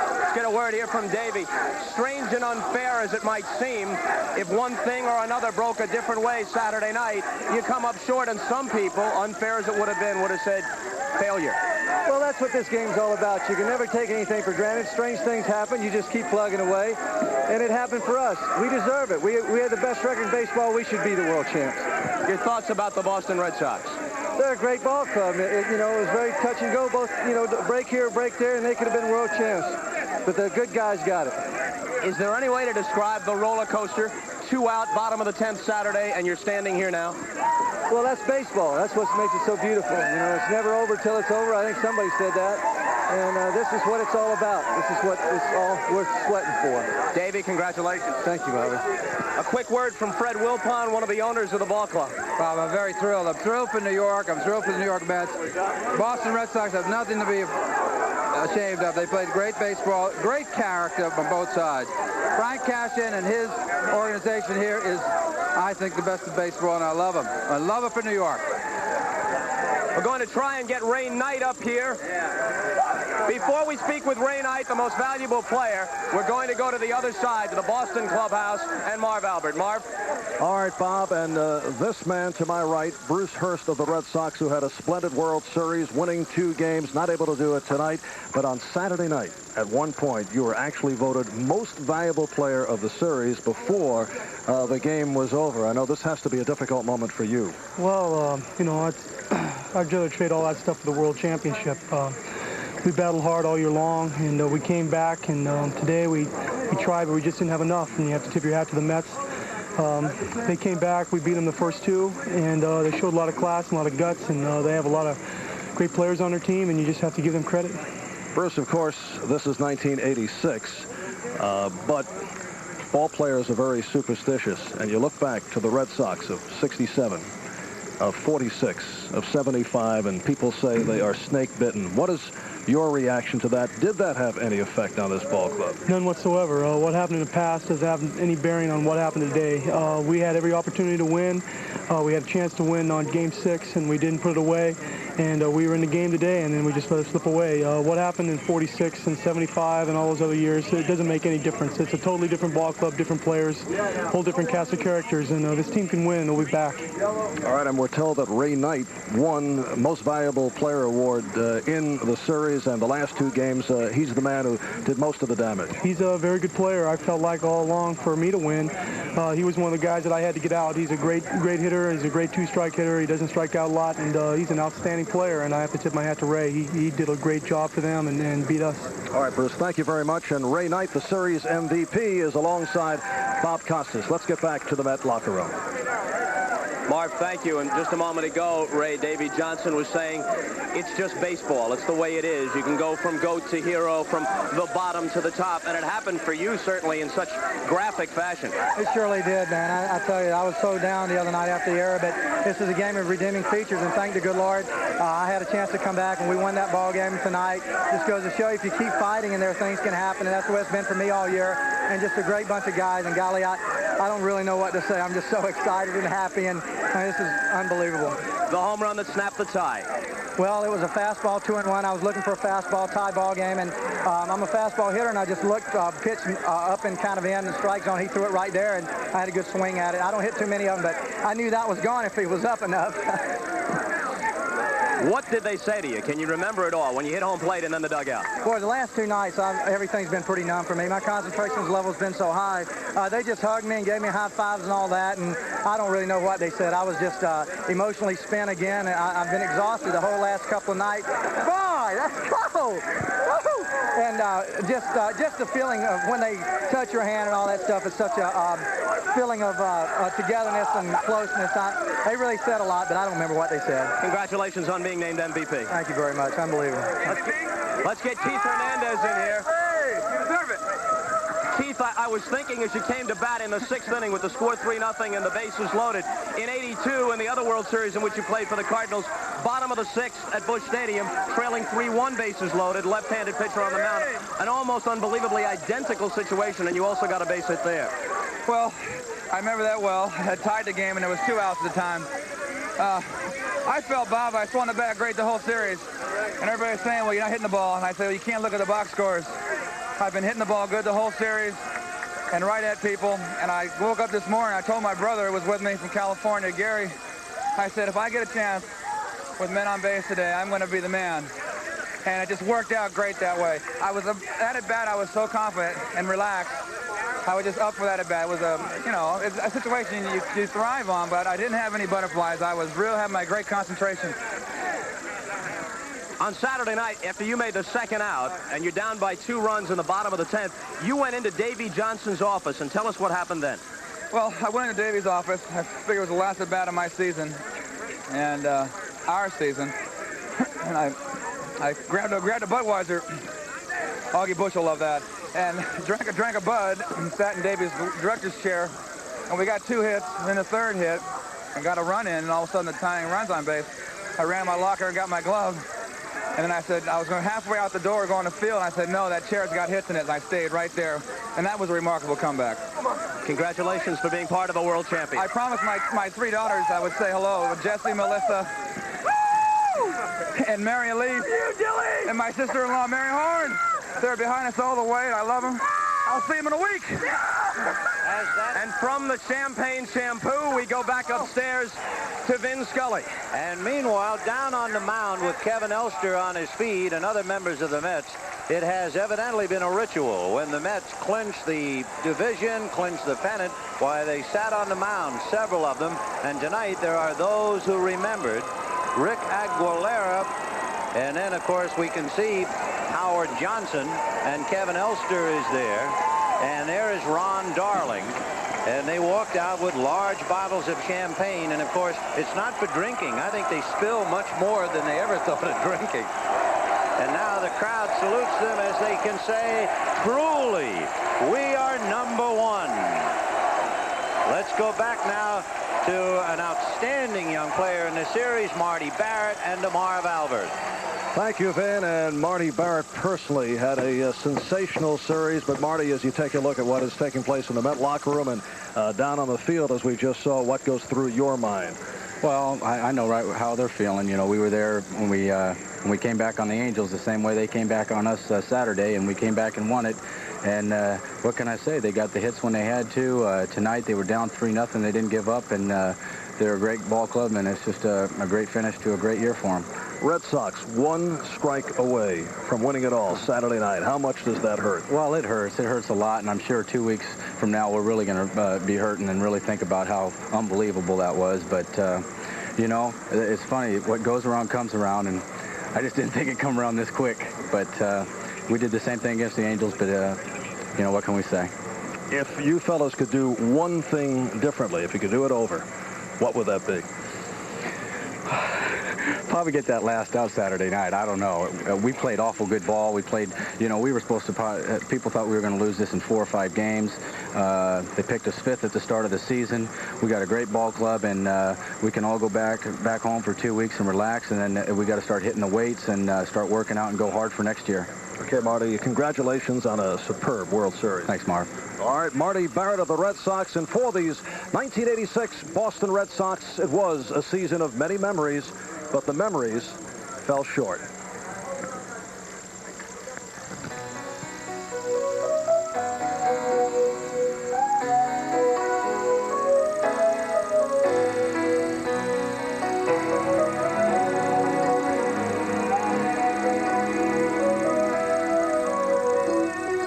All my memories are safely packed, and my dreams are neatly folded away. I've got nothing to show that I came very close to a love that might have worked out okay. All the tables and chairs, they stand empty and bare, and there isn't any sign you were here. So just walk to the door and try not to get too near. You might look in my eyes, see all the pain, the sadness deep inside. Don't look in my eyes, 'cause that's where I keep the tears that I can't hide. If you just come, it'll be alright. I know I'll get through the night, and I'll even smile as we say our goodbye. Just don't look in my eyes. Just don't look in my eyes.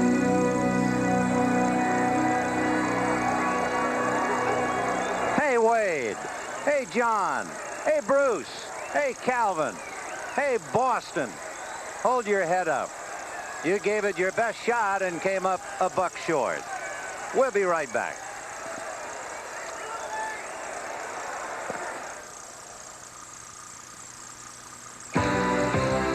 When was the last time you had a car like this to drive?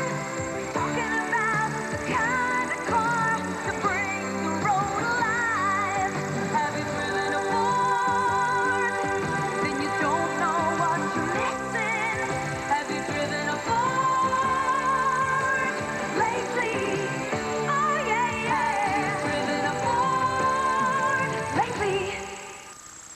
Thank you, Gary Carter. Thank you, Jim Rice. Thank you, Keith Hernandez. Thank you, Roger Clemens. Thank you, Dwight Gooden. Thank you, Boston Red Sox. Thank you, New York Mets. And thank you for watching NBC Sports this year.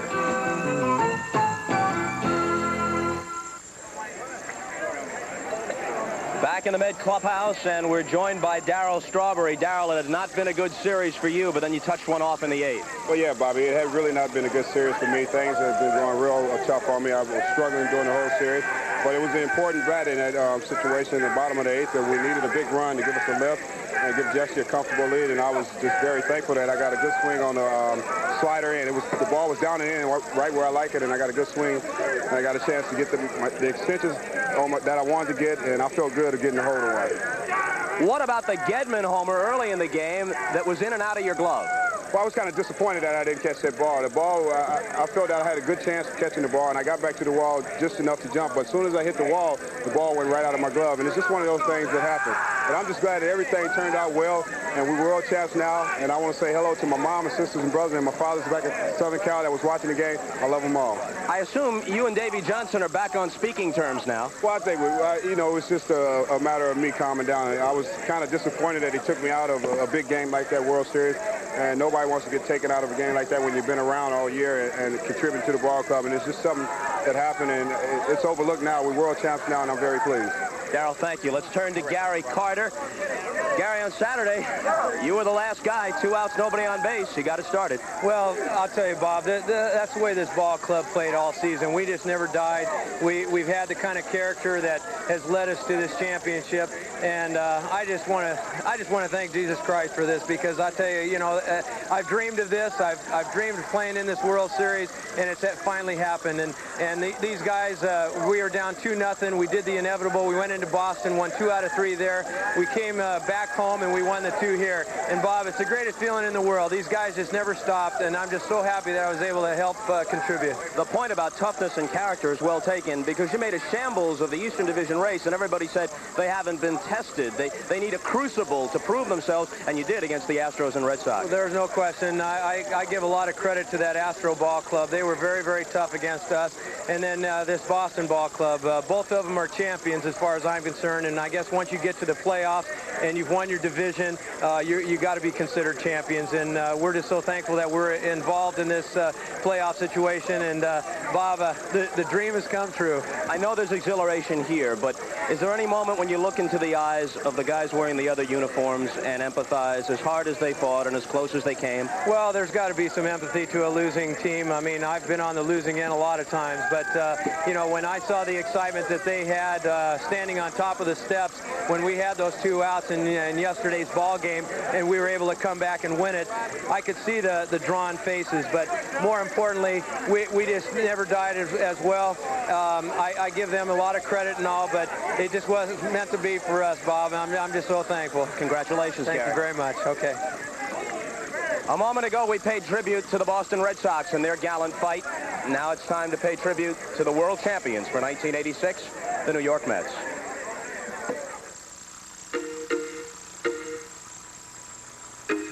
I can see the glow of a distant sun. I can feel it inside. Maybe this day could be the one. I can hear the roar of a distant crowd.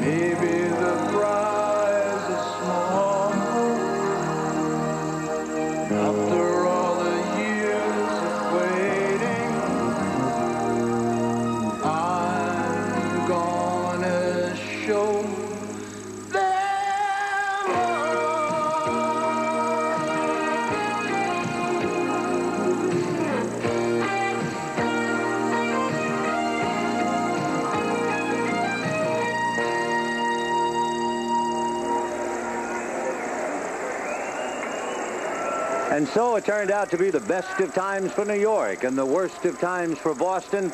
And maybe Keith Hernandez said it so well at the very start when he said, it's a shame that somebody has to lose.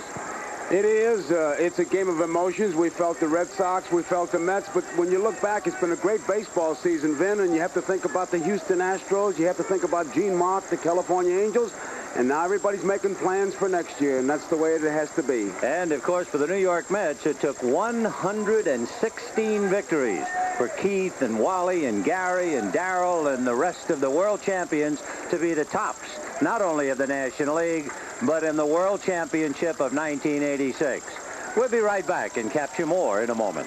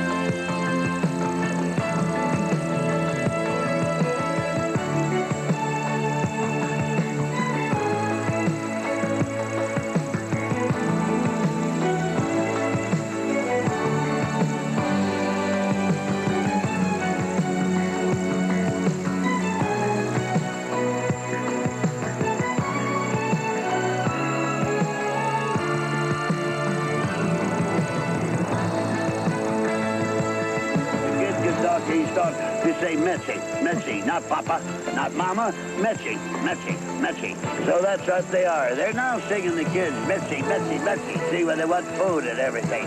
So the babies are even started. We got them from 4 years on, we got them from 10 years on, 15 years on, 18 years on, and we got them in a group. They have their own groups that come out here. It'd be just like you're giving a banquet at our ball games. Each group comes out with their own group. And it's been spellbound, and of course we've drawn over 1 million people who could do that. Oh, and God rest his soul, how Casey Stengel would have loved it. A reminder, stay tuned following local news for The Tonight Show, starring Johnny Carson, and Late Night with David Letterman, except on the West Coast, most Mountain Time zone stations where it will be seen at its regular time. It's heartbreak time in one dugout, Joe, and laughter and kicks in the other. But on both sides, losing hurts worse than winning feels good. One thing about the series, they thought there wouldn't be any drama, that it was all left in the league championship series, and maybe it was slow getting underway, but what a whale of a last 2 games. Somehow baseball always manages to come up with that great 6th and 7th game. And somehow the youngsters like Oil Can Boyd will learn to persevere and bounce back. And Gary Carter and his team, now having climbed the mountain, should certainly enjoy the view. From Shea Stadium in New York, for Joe Garagiola, this is Vin Scully, wishing you a very pleasant good evening. A promotional fee has been paid to NBC by United Airlines, serving 13 cities in Asia and the Pacific. United, a fresh breeze across the Pacific. This has been a presentation of NBC Sports, proud to be the network of the 1988 Summer Olympic Games.